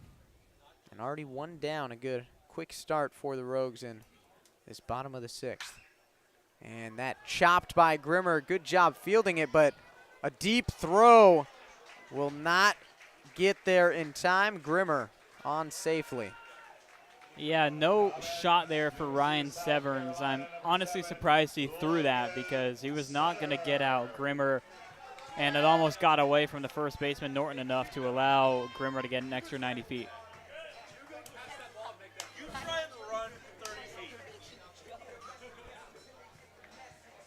And Hugo Traverso up here with us thought that should have been called as an error. I mean, a pretty wild thing to say. That is a tough play for any baseball player. And no talking on my mic, Hugo. As that is fouled down the right field line over into that makeshift bullpen. You know, Blake Grimmer maybe in the shadows of the 3 home runs we've seen today, but he's 3 for 3 with 3 singles, a couple runs scored as well. Having a great game. Yeah, it's tough. A lot of players can get overshadowed when there's a lot of hard hit balls, as this is a weakly hit ball by Logan Sutter, and a throw to first will get him out. But what I was saying, a lot of guys have great games. It's just the home run's kind of king of the baseball world, and you can get overshadowed by teammates that have explosive hits off the bat. Yeah, so Severns elects to not either try to step on the bag or flip to second to get the lead runner in Grimmer, and takes a sure out at first. Because now he knows that Hugo's looking for his errors. Exactly. Hugo always searching for errors and mistakes of others. But that's why we love him. So now up for the Packers, J.C. Agard. But he's working with 2 outs, but a runner in scoring position in Grimmer. The pitch. Agard watches it go by for a strike. So quickly behind in the count, 0-2. Time to shorten up the swing and just try to poke one through. Grimmer's got great speed at second. I don't appreciate all the short jokes. And there's a big whiff from J.C. Agard, and a great job there by the Rogues. Hold the Packers scoreless here in the bottom of the 6th. Give themselves a chance to creep back into this game. 8-2 is the score. We'll be back with you in the top of the 7th.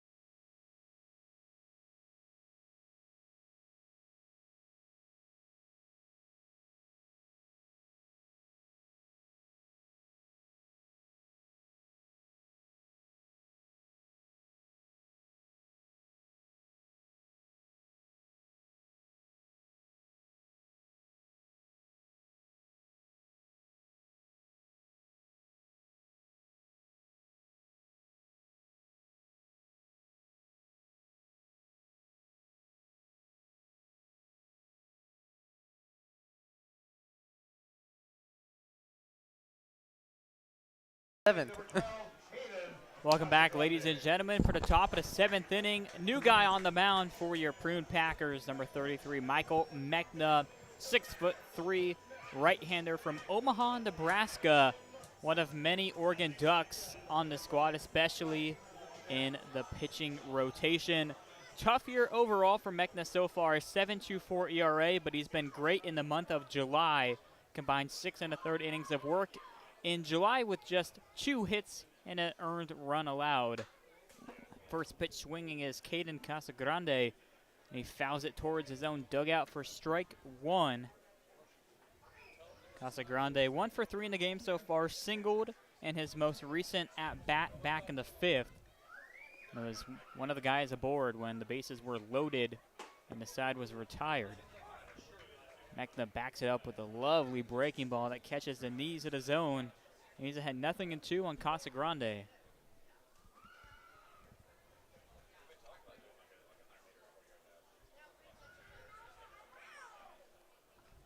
Alrighty, set. His 0-2 pitch.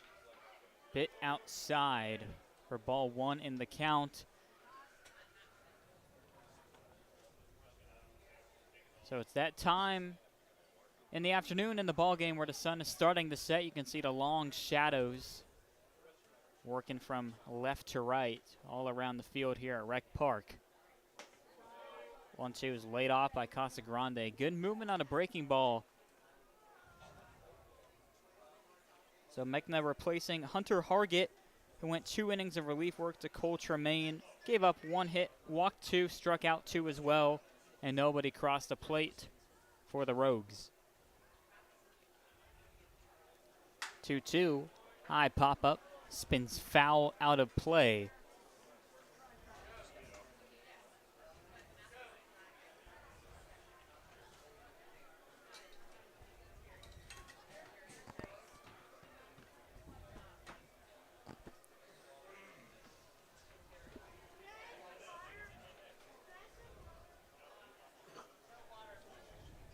The Nebraska native, a deep breath on the mound and fires another 2-2 pitch. Just misses the lower outer edge. And the count runs full. Good battle here, Ryan, from Casagrande. Was down 0-2, fouled off a pitch, and now a full count. Yeah, and he's shown some patience, too, laying off that last pitch. Tough one to lay off of, really close to the zone. The 3-2, breaking ball pulled into left field. Grimmer comes in, but he won't make it there as it loops in for a leadoff single.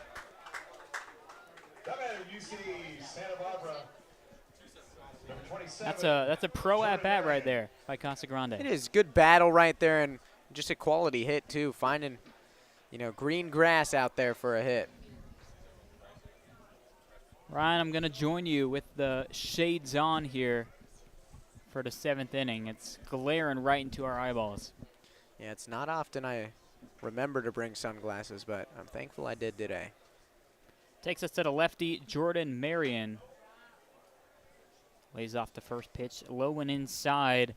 He's reached his first 3 plate appearances, a single, hit by pitch, and a walk in that order.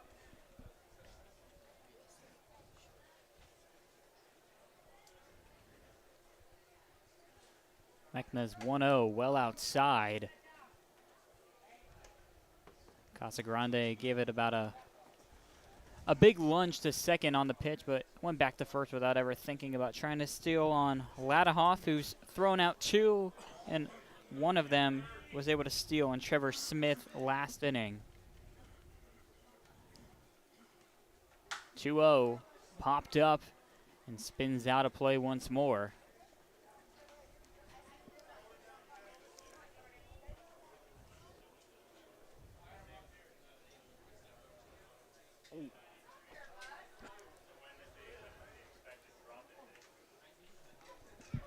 Martinez and Sabateri in double play depth for the Packers. Everyone else straight up defensively behind Mechna on this 2-1 pitch.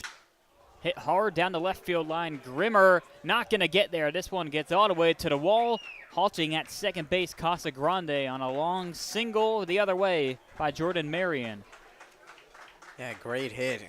Good hustle by Grimmer, too, to get over there and get it in quickly because, if you can limit runners to One less base. That's huge in the long run. Yeah, I mentioned the speed Grimmer had when he was on base last inning, but of course the speed in the field maybe even more important. Work here for Mechna. Runners on first and second, nobody out for the 5-hole Ryan Severns. Breaking ball finds the zone. Buckled up Ryan Severns for strike one. Dirty work right there. Severns is 0 for 2 in the game with a walk in the third, and Ladahoff, a very quick word with Mechna.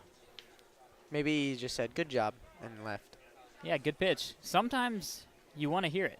After a tough start to an inning, you throw a good pitch, you want to be like, I'm still that guy.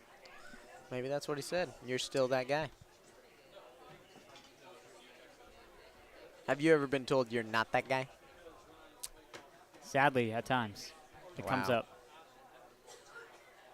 Mainly in golf. Rough. Literally. Another breaking ball. That one finds the zone again. Mechna has found his pitch here against Ryan Severns. We'll see if he turns up the heat and unleashes on a fastball to try to throw off the timing. Shook off one call from Ladahoff. We'll see which one he goes to here. It is the fastball pulled foul. So Severns was ready for the heater, still out in front of that 90-mile-an-hour pitch. Jacob, I've got a question. I haven't heard any questions from you. You're due. What's the All right. question? How often do you wear animal print? Animal print? Yes.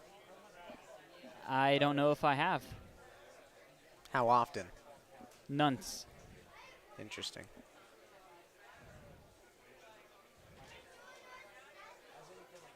Oh, 2 breaking ball hit up the middle, fielded by Martinez. Flips it to second for one. Saviteri, a barehanded snag. His throw gets away from a guard. In comes Casa Grande to throw to the plate. Is not in time. And the Rogues get a run on the air by Saviteri. Ryan, my eyes were bobbling everywhere. Did you see how a guard played that one at first on the way home? That was like a tennis match right there. I was all over, just back and forth, looking all over the field, and it looked like a guard it got by him at first, and he had to scramble to get over there and get it, but his throw fairly accurate, just a good dive by the runner to get in before the tag. Cuts the deficit to 5, and from what I could tell, a guard did all he could. Like you said, a great throw to home. Typically not what you see from a first baseman. I mean, they're not used to throwing to the plate. A guard, though, he's been all over the diamond for the Packers. He's a bit of a utility guy for them. Yeah, they've got a lot of those. Saviteri, a guard. Ladahoff. Sutter, we've seen him play left and a corner infield. So Coach Joey Gomes just can really draw names out of a hat and put them in the field. Isaac Hill due up. Swung a miss at the first pitch of the at-bat. The 0-1 is downstairs. Appeal down the first, and did they say he went around there, Ryan? Could you tell? It said he did go around, or they said he went around, so. Pronouns are hard. I know, I struggle with them all the time, actually. I heard some grunts from the dugout of the Rogues, so I figured he did go around according to the first base ump. And out makes it an 0-2 count. Breaking ball, that's a called strike 3. That one found the bottom of the zone. No argument from Hill. And a good out number 2 of the inning. Yeah, good job. I mean, 2 outs now, and you can get out of this inning with just 1 on the board and limit them to any damage. 7-hole catcher Troy Osborne due up for the 4th time. 1 for 3 in the ball game. Singled in his first at bat in the 2nd inning.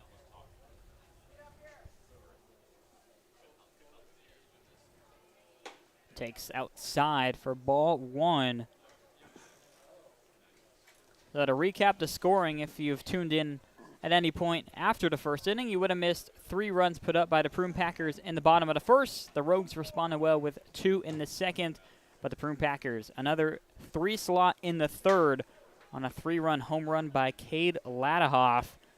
And then another run in the fourth and the fifth for Healdsburg to make it an 8-2 ball game entering this inning. And, of course, we've seen a run put up in the top of the seventh so far by the Rogues.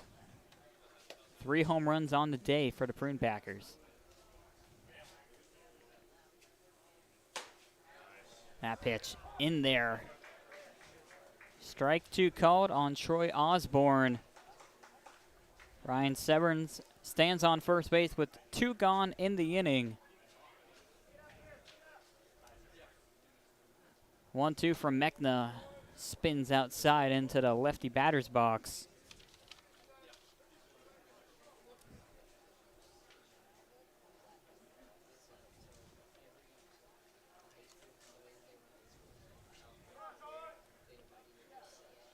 Glove at the belt line for Michael Mechna. His 2-2 pitch hit hard over to short. Martinez goes the short way to second base, and the side is retired on the force. 1 run comes home for the visiting Medford Rogues on an error by Savateri. 8-3 to score. Stretch time here at Rec Park.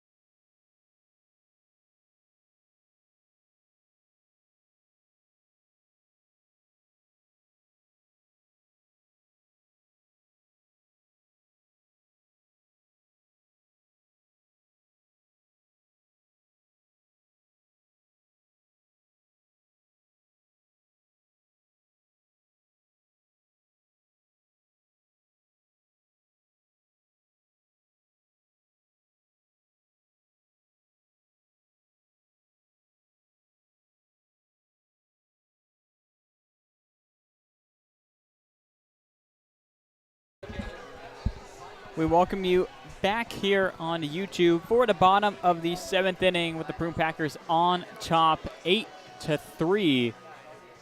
Ryan Edwards, the man on the mound for the visiting Rogues now. Yeah, a guy out of Folsom Lake Junior College. A lot of Folsom Lake Junior College guys we've seen in this summer ball circuit. And, I mean, it's convenient for them. This Northern California baseball. Near my hometown, FLC. Wow. Know it very well. Go Eagles. So Edwards ready to face Leopard, Ladahoff, and McCoy, the 3 scheduled for the Prune Packers. And last time we saw Alex Leopard, Ryan, he sent one a long way over the right field wall.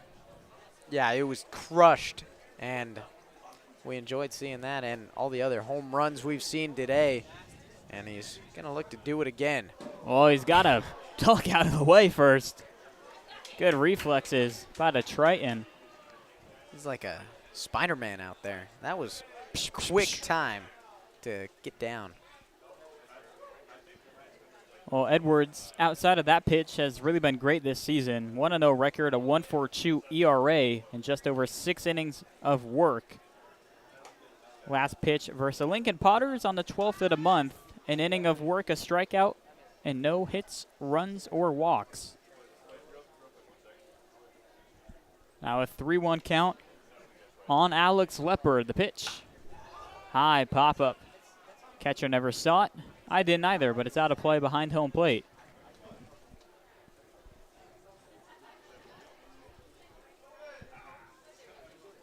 We saw Healdsburg in the bottom of the 8th inning yesterday. Ryan put up 10 runs. They didn't really need it, but this is a game that's only 5 runs. But you would love a couple more insurance ones down the stretch. Yeah, definitely. And that 10-run inning it felt like a marathon. It seemed like it would never end for the poor Rogues. And at that point, it was getting a little chilly. Some of the fans probably as well were saying, let's get on with it. I'll take my W, but I've got a cozy couch waiting for me. And by fans, I mean myself. Oh, wow. Yep, I said it. You've got a cozy couch. I do. Shout out to my grandma. Let me crash. Is it covered in plastic? Animal print, actually. Smart. First pitch to Ladahoff. Misses just upstairs for ball 1. The catcher, Cade, 1 for 2 in the ball game. A 3-run shot in the 3rd and a walk in the 5th. 1-0 spiked in the dirt for ball 2. Jacob, I've got a question for you. Hey, I'll always love these. Oh, I don't know what you're talking about. If you could have a couch out of any animal fur, what animal would it be? I'm gonna go with, wool, because I know that's at least safe for the sheep, and I know wool is warm, and I feel like that can make a nice winter couch. That's weird. Is there a right answer that I'm missing? Probably like cheetah. Uh-oh. Off the pad of Osborne, and over to second goes Leopard.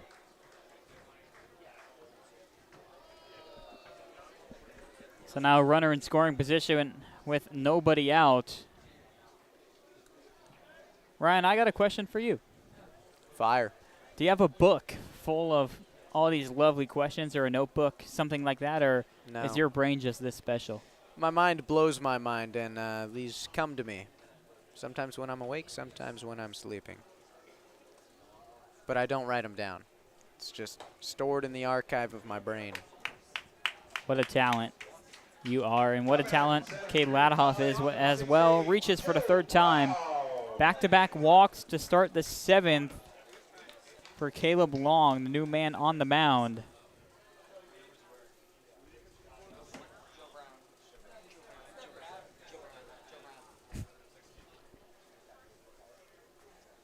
So Joe Brown is coming into pinch hit for Jake McCoy. McCoy was 0 for 3 up until this point. And Ryan, I do believe it's going to be the first at-bat we're going to see from Joe Brown in a Packer uniform this year. You're correct. We'll see what he does. I mean, he's got to follow some tough acts that he's seen already today. A Santa Rosa Junior College product from Petaluma, California, making his first at-bat of the year. In a black top and white bottoms. 2 men aboard with nobody out, so a pretty important at-bat here as the Pack look to extend their 8-3 lead in the later stages of the ball game. Caleb Long is struggling to find the zone, has walked the first 2 batters of the inning. Now a 2-0 count on Joe Brown.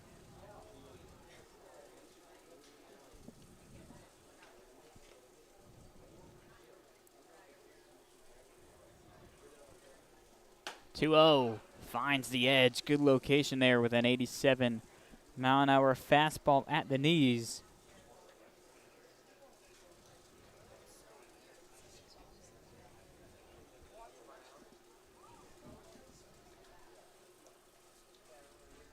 A look at second for Long, and now fires home, and another 3-ball count here with Jonathan Kim standing on deck.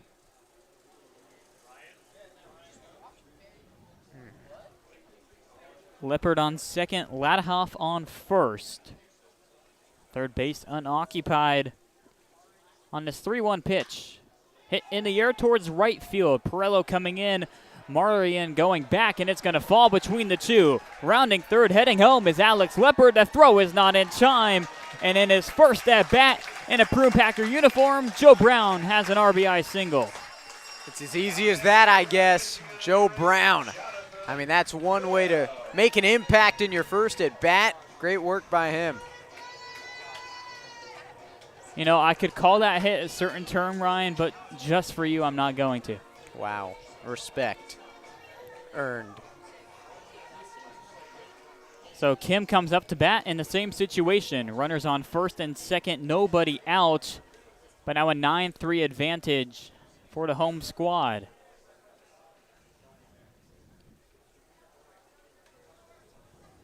Kim, first pitch hacking, fouls it the other way.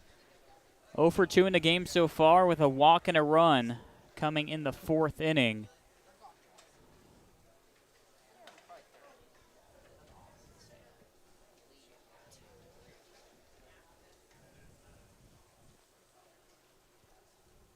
One offering. They say he went around. Strike 2 on the swing from Kim, who's now behind in the count, 0-2. And for the second straight game, Ryan, it looks like we're going to be finishing with the lights on as we're about to cross 8:15 local time. That one in the dirt appeal. Yes, he did. And Kim down on strikes for out number 1.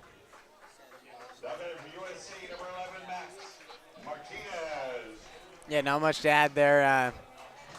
It's just a tough break for him. But enough of the tough break talk. You got to get a job done here if you're Max Martinez. You got 2 guys on and only 1 down.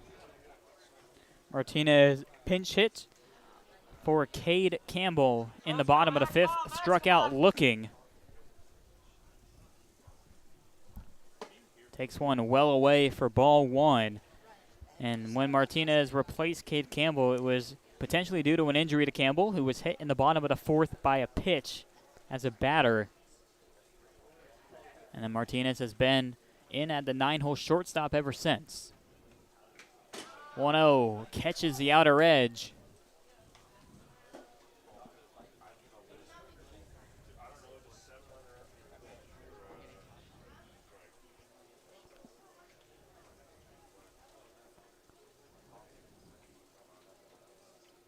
One on the way, right down the gut for strike 2. And Martinez behind the ball and 2 strikes.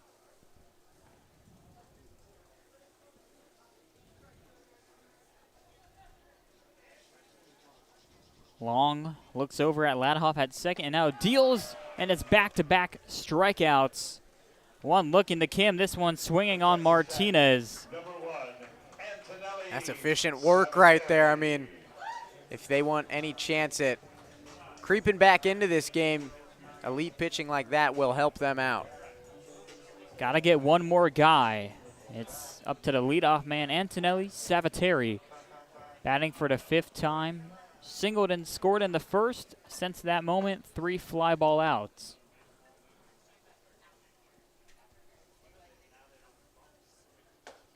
Takes the first pitch of this at bat for a strike call, top shelf with a breaking ball.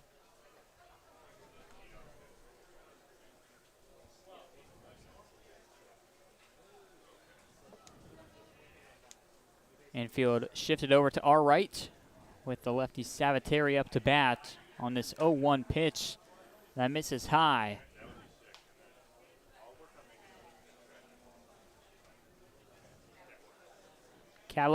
Caleb Malloy started the game off for the Rogues. 4 innings of work, 6 hits, 7 runs all earned. Coughlin Schultz replaced him in the 5th. He went 2 innings of work, 2 hits, and an earned run.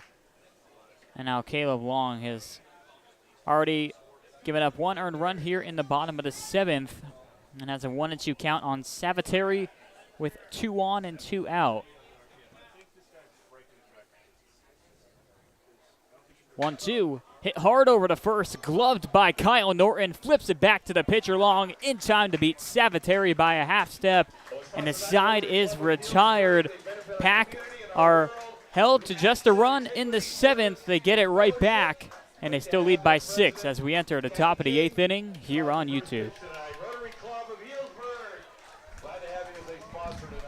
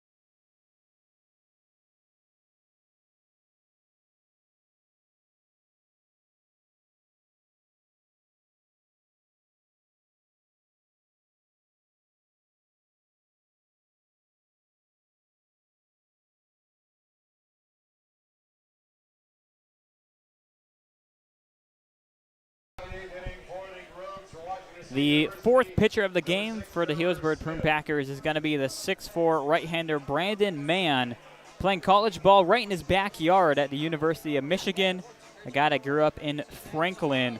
So far with the Prune Packers on the year, 2-1 record, a 3.63 ERA. And this is going to be his 12th appearance already, Ryan, a guy that Coach Gomes relies on every single series. Yeah, Gomes and this pack squad, they put a lot of trust into Brandon Mann, and he's gotten them out of a lot of pinches. That first pitch to Smith lands in foul territory for strike 1. We last saw Mann here at home versus the Zephyrs on July 12th. 2 innings of work, 2 strikeouts, a walk, no hits, no runs allowed. So it's 8-9-1 coming up for Medford, who are down to their final 6 outs of this ball game. A 1 pitch fouled off the other way once more, and it actually ends up getting stuck in the fence right next to our TrackMan TV. So we'll see tomorrow, Ryan, if we come back and that baseball is still there. I don't know. I might climb the fence and steal that. I think you got it in you. Foul it off once more. We're handing out souvenirs. Trevor Smith, 1 for 1 in this ball game to go alongside 2 walks and a stolen base. So Brandon Mann trying to retire Smith for the first time in the ball game. Chopped over towards second base. Savitari's been excellent in the field so far, but this one gets away from a guard and it stays in foul territory, and it's going to be a reach on an error for Trevor Smith. That throw definitely pulled a guard off of where his initial step was, but still one that found a lot of leather before falling out. Yeah, Savitare, he kind of held on to it too long when throwing it. One he probably wishes he had back. So the 3rd error of the ball game by the Prune Packers, none officially registered for the Rogues. It was the opposite story yesterday. So tough start for Mann in his relief appearance. Mason Perello due up for the 4th time. He has struck out all of his first 3 plate appearances.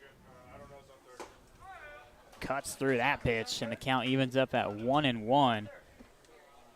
Challenge fastball there, Ryan. 92 middle, and man won that one. Yeah, blew it by him there. 1-1, runner going. Breaking ball called a strike, a throw down to the bag. No one was covering. Martinez nearly still had him, but Pirello ruled safe on the stolen base. Or Smith is ruled safe, that is. Yeah, what a throw there by Ladahoff. No one over there, but still. It's like a quarterback. He was just anticipating where they would be. Yeah, right on. And unfortunately, I think if Savatieri goes to cover it, maybe his momentum takes it into the runner a little bit more than Martinez had it. So now a runner in scoring position with nobody out, and a 2-2 count on Pirello, who's just hoping to move over Trevor Smith at worst.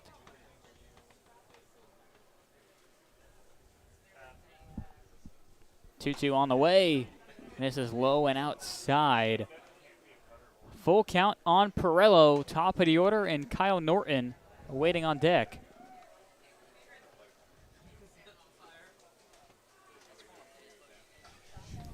Pirello deals a payoff pitch. Breaking ball. It's a called strike 3. That's been a friendly spot for the pitchers, and it rings true once more.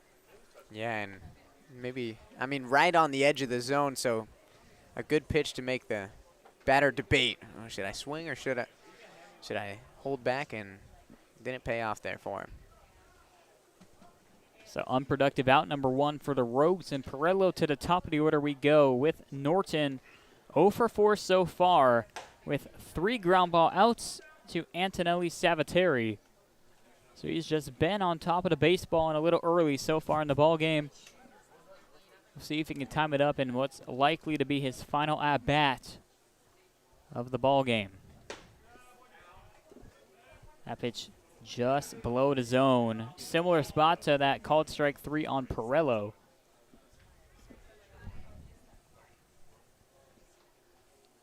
Holy cow, there's some light-up shoes down there in the Rogues dugout. Pretty cool. That one, did it get the front foot? They say it did not, so over to third goes Smith on the wild pitch, and you are correct, Ryan. It's the assistant coach. I believe I saw them as red, white, and blue shoes as well, completing the full uniform, and they are. Red, white, and blue shoes that are beaming green, red, and blue. Norton pops this one to shallow center field. Martinez going back. Kim coming in, and Kim, the center fielder, makes the grab for out number 2, and it's not deep enough for Trevor Smith to test the arm. Thoughts on light-up shoes, Ryan? Not something I try to pull off too often, but, I mean, those are selling me. I might have to grab a pair off of whatever. I don't know. That might be an Amazon product. I feel like if you're on top 9-3, maybe light-up shoes are a little bit more fun, but it's like a celebratory item, but you're trailing by 6 in the 8th. Maybe he forgot to turn them off.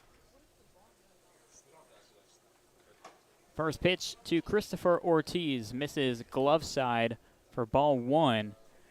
Ortiz in the ball game 1 for 4, and he's been caught stealing 2 times. Man's 1-0 delivery. Hit hard over to third. Sutter fields it. Momentum towards first base, and it helps him make the throw in time to retire to side.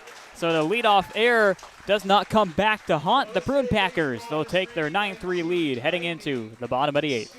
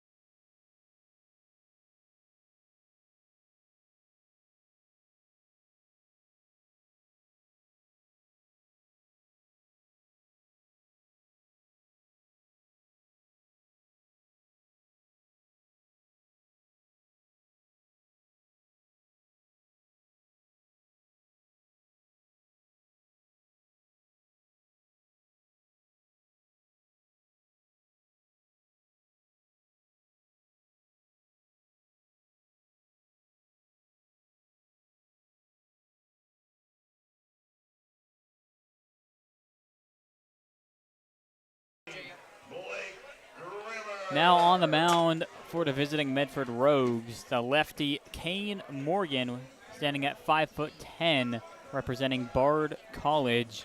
No decisions so far on the year in his first 6 appearances. Holds a 6.35 ERA with 9 strikeouts and 5 walks in 11 innings. Ready to take off a hard part of this order. Grimmer, Sutter, and a guard, the 3 scheduled batters. And well, Sutter's on deck, and I can see a guard in the hole. So it's going to be a tough job here for Kane Morgan, with his squad trailing 9-3 in the bottom of the 8th inning. Lefty's first pitch is a breaking ball that misses away for ball 1. Ryan, this is one of my favorite parts about watching the Prune Packers games. It's come to that point where I got to ask you, who is on the top of your list of interviewees should the Packers hold on here? I don't know. I haven't been watching the game really, so. Yeah, fair enough. One of the batters, I would say it's going to go offensive. Maybe one of those 3-run shots. We'll have to see. So Blake Grimmer's now 3 for 4 performance with a walk, 2 runs not good enough for you? Squashed. Hard crowd. I know. You got to really impress me. Get out of here!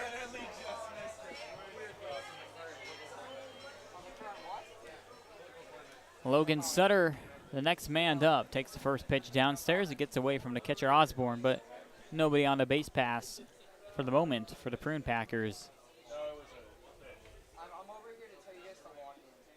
Kane Morgan's pitch is hit hard by Sutter into the left center gap, and it falls in front of Smith for a base hit. Goes off his glove. He bobbles it for a moment. Sutter looking for extra bases, and he's going to make it with a 4-finger slide in the second.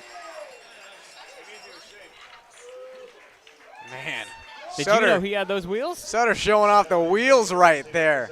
I mean, he came around that turn at first base and got into 10th gear. I mean, you can't lead the nation in doubles without wanting it. And he wanted that 2-bagger very badly. And the Rogues made it close. Yeah, it was a great throw by Smith. Just not enough. Needed to be more of a frozen rope. Indeed. J.C. Agard due up next, swings at the first pitch, a blooper in the right field. Pirello coming in, he won't make it there. Sutter a late beat on the baseball, so he coasts into third. It puts runners on the corners with just 1 out here in the home half of the 8th. You see, San Diego, number 5, Alex Leopard. Ryan, are you good with promises? Horrible. Never made a promise in my life. So you wouldn't promise that if Leopard hit a second home run that you would interview him as your player of the game? I wouldn't promise. I would just tell you. I would just say, I'm going to interview this guy. You make the decision yourself kind of thing? I'll go ask Sean Harris about it, but outside of that, I don't know. It might just have to be. Are you someone that makes a lot of promises? I would say so, yeah. I like making promises because most of the time it makes people happy. Until you don't come through on your promise. Now, you remember you said I'm a trustworthy guy. Until you break your promise. Doesn't happen. Ever. Ever.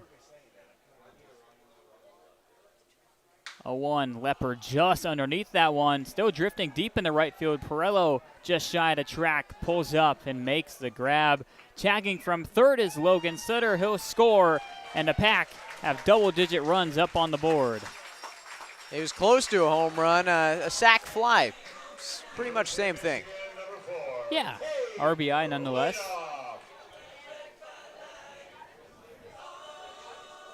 Cade Ladahoff due up for his 5th plate appearance. Just 1 for 2 in the ball game. 3-run home run in the 3rd, and then a couple walks.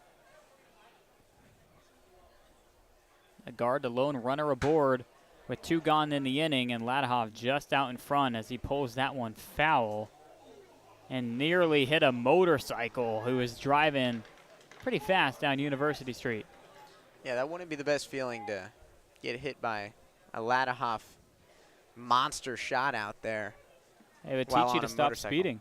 All right, he's doing a reasonable speed out there. For a motorcycle. I stand with him.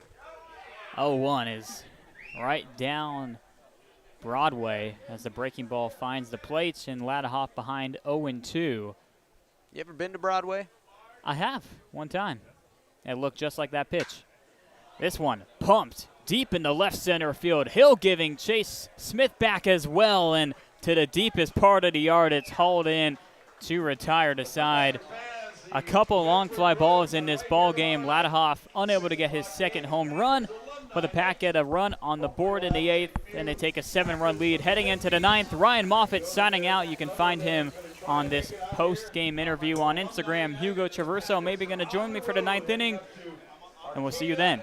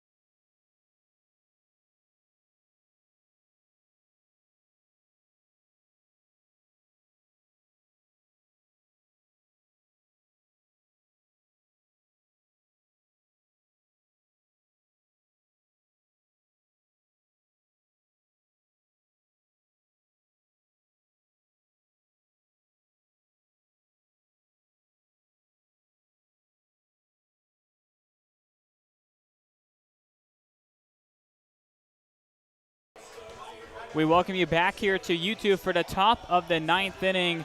Here we're in for some heat. Keegan O'Hearn, the 6'5 lefty, ready to take the mound. And now I'm joined alongside Nolan Brenner as Ryan Moffett and Hugo Traverso going to coast their way over to the Prune Packer dugout for a post-game interview. Nolan, you're on the mic. First time this year? No, I've been on a few times before, but it's always super exciting. Happy to have you with us, and you seem pretty excited to see Keegan O'Hearn. You mentioned a two-way player, but what does he bring for the Packers on the mound? He is an absolute flamethrower, topping out at 98 this year, and he's got great off-speed stuff down in the lower 80s, so facing this guy is not a comfortable at-bat because he's definitely hit a few people before, and he's got about 15-mile-an-hour difference between his fastball and his off-speed stuff. So we're in for a treat. Oh, on the year, 4 appearances, 4 innings of work. He's got 8 strikeouts, has not given up a hit. So yeah. I'd say you're pretty on, Nolan. He's ready to face the middle of the order, though. Casagrande, Marion, and Severns. So arguably the better bats coming up for the Medford Rogues, who trail 10-3. They were wiped out yesterday in a 17-3 final, and once more the Packers have double-digit runs up on the board and just 3 for the Rogues. Casagrande 2 for 4 in the game, a couple singles, scored a run in the 7th. Had a good night. Yeah, pretty solid when you look at the rest of the guys down this lineup card for the Rogues. First pitch just misses.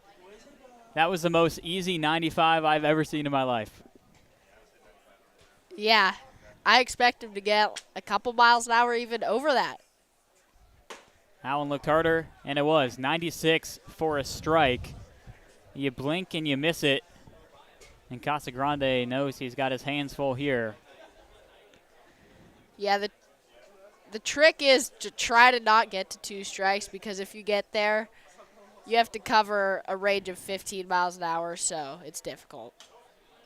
That one misses outside with the off-speed, like you said, in the mid-80s. O'Hearn, one of many Michigan Wolverines on the squad for the Packers from Ontario, and his 2-1 pitch is just way past Casagrande for strike 2. Fastball right by him. If it ain't broke, don't fix it for O'Hearn. No, he's thrown 2 middle fastballs at 96, and Casagrande's come up empty. No reason to change that here on a 2-2 pitch. Freezes him up, fastball down the middle. Not sure what Casagrande is looking for, and that's a fun way to start the ninth.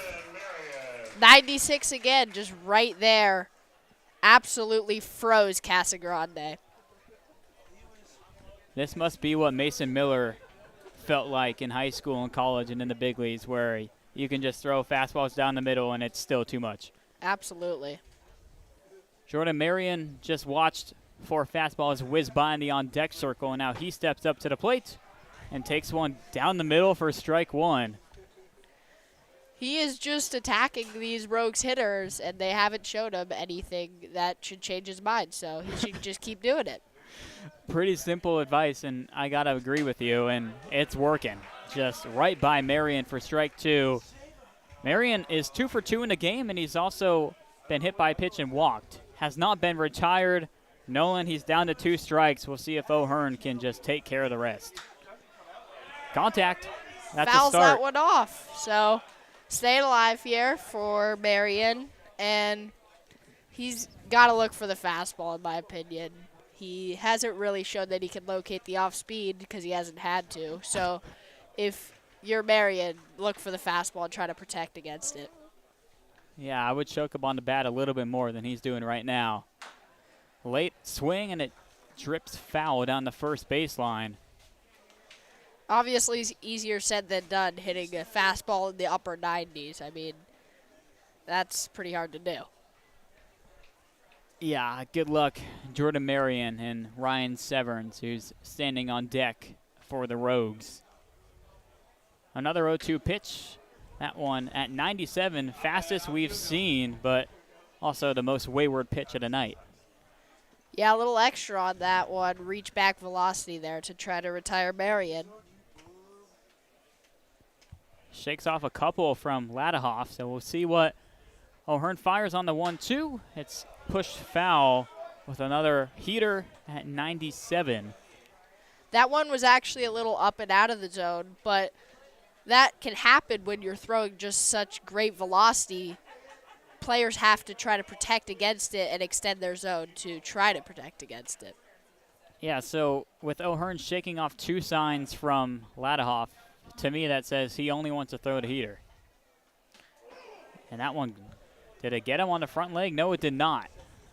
But 97 right by the belt buckle, pretty scary sight. That one was in the kitchen right there. I don't think I'm stepping in the batter's box after that one comes by me. But Marion's a tough guy. 2-2, hit over towards Savateri pretty weakly. He picks it off the dirt and fires over to first for the second out of the 9th. It's almost impossible to try to get a hit off this guy because he's just throwing so hard. Simple as that. And you have to hope that you get into more of a hitter's count, that he starts being unable to locate, get into some 3-0, 3-1, 2-0 counts that you can try to actually do some damage off of O'Hearn. Yeah, he hasn't given up a hit. He has walked 4 batters this year, so he can lose the command, but so far he's looked pretty solid. Ryan Severns, the last hope for the Rogues, down to their final out in a 10-3 ball game. Severns 0 for 3, and he goes golfing on that one. 96 below the zone. The count evens up at 1-1.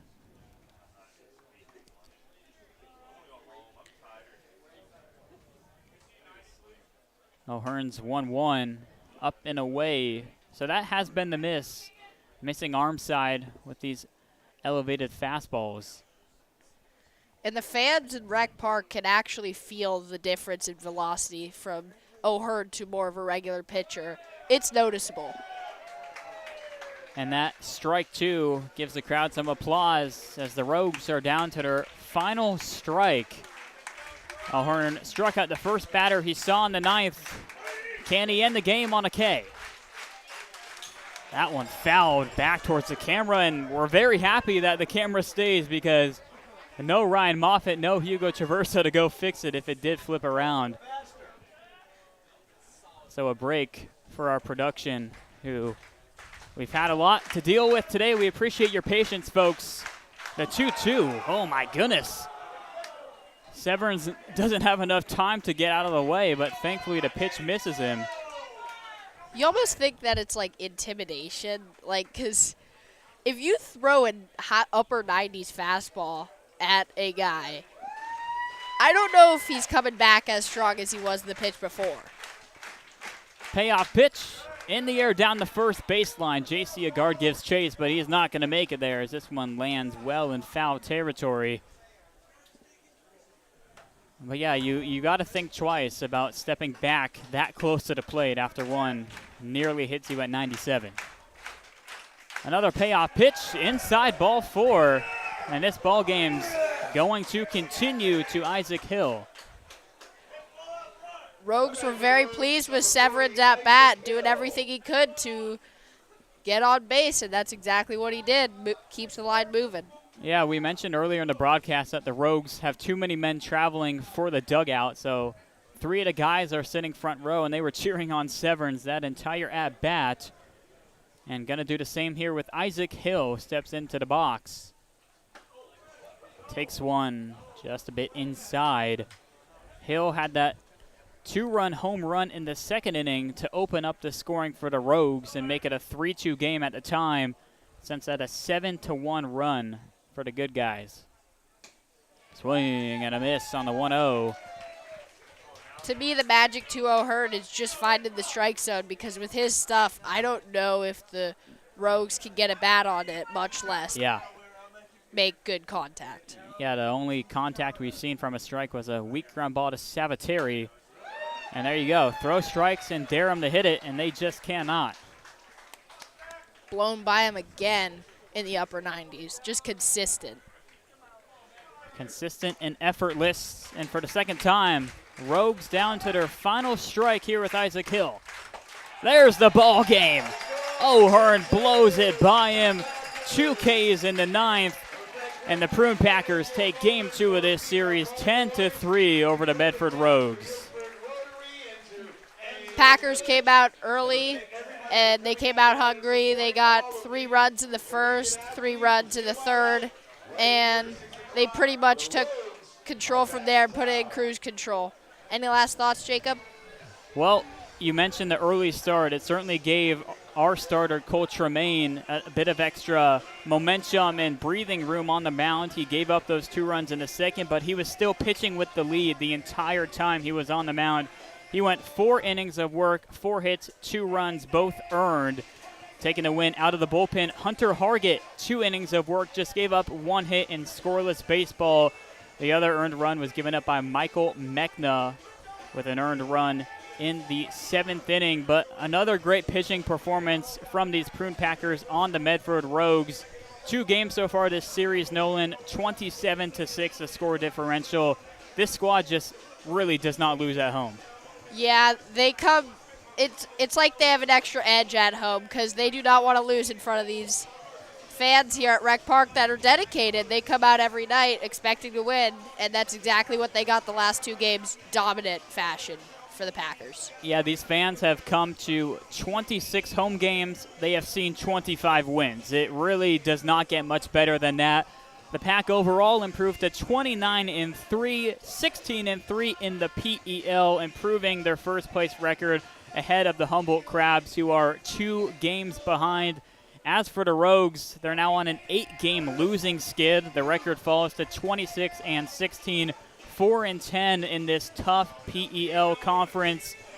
Nolan, we've got one final game tomorrow, first pitch scheduled at 6 p.m. You going to be here with us here? Of course. Wouldn't miss it. Well, the Pack are going to go for the 3-game sweep over the Medford Rogues. And ladies and gentlemen, we hope you'll tune in here on YouTube for the final game of this series before the Pack hit the road next week. For Jacob Van Roekel, Nolan Brenner, Hugo Traverso, and Ryan Moffett, we appreciate your time here on YouTube dealing with the early difficulties. And until we see you tomorrow afternoon, go Pack, go!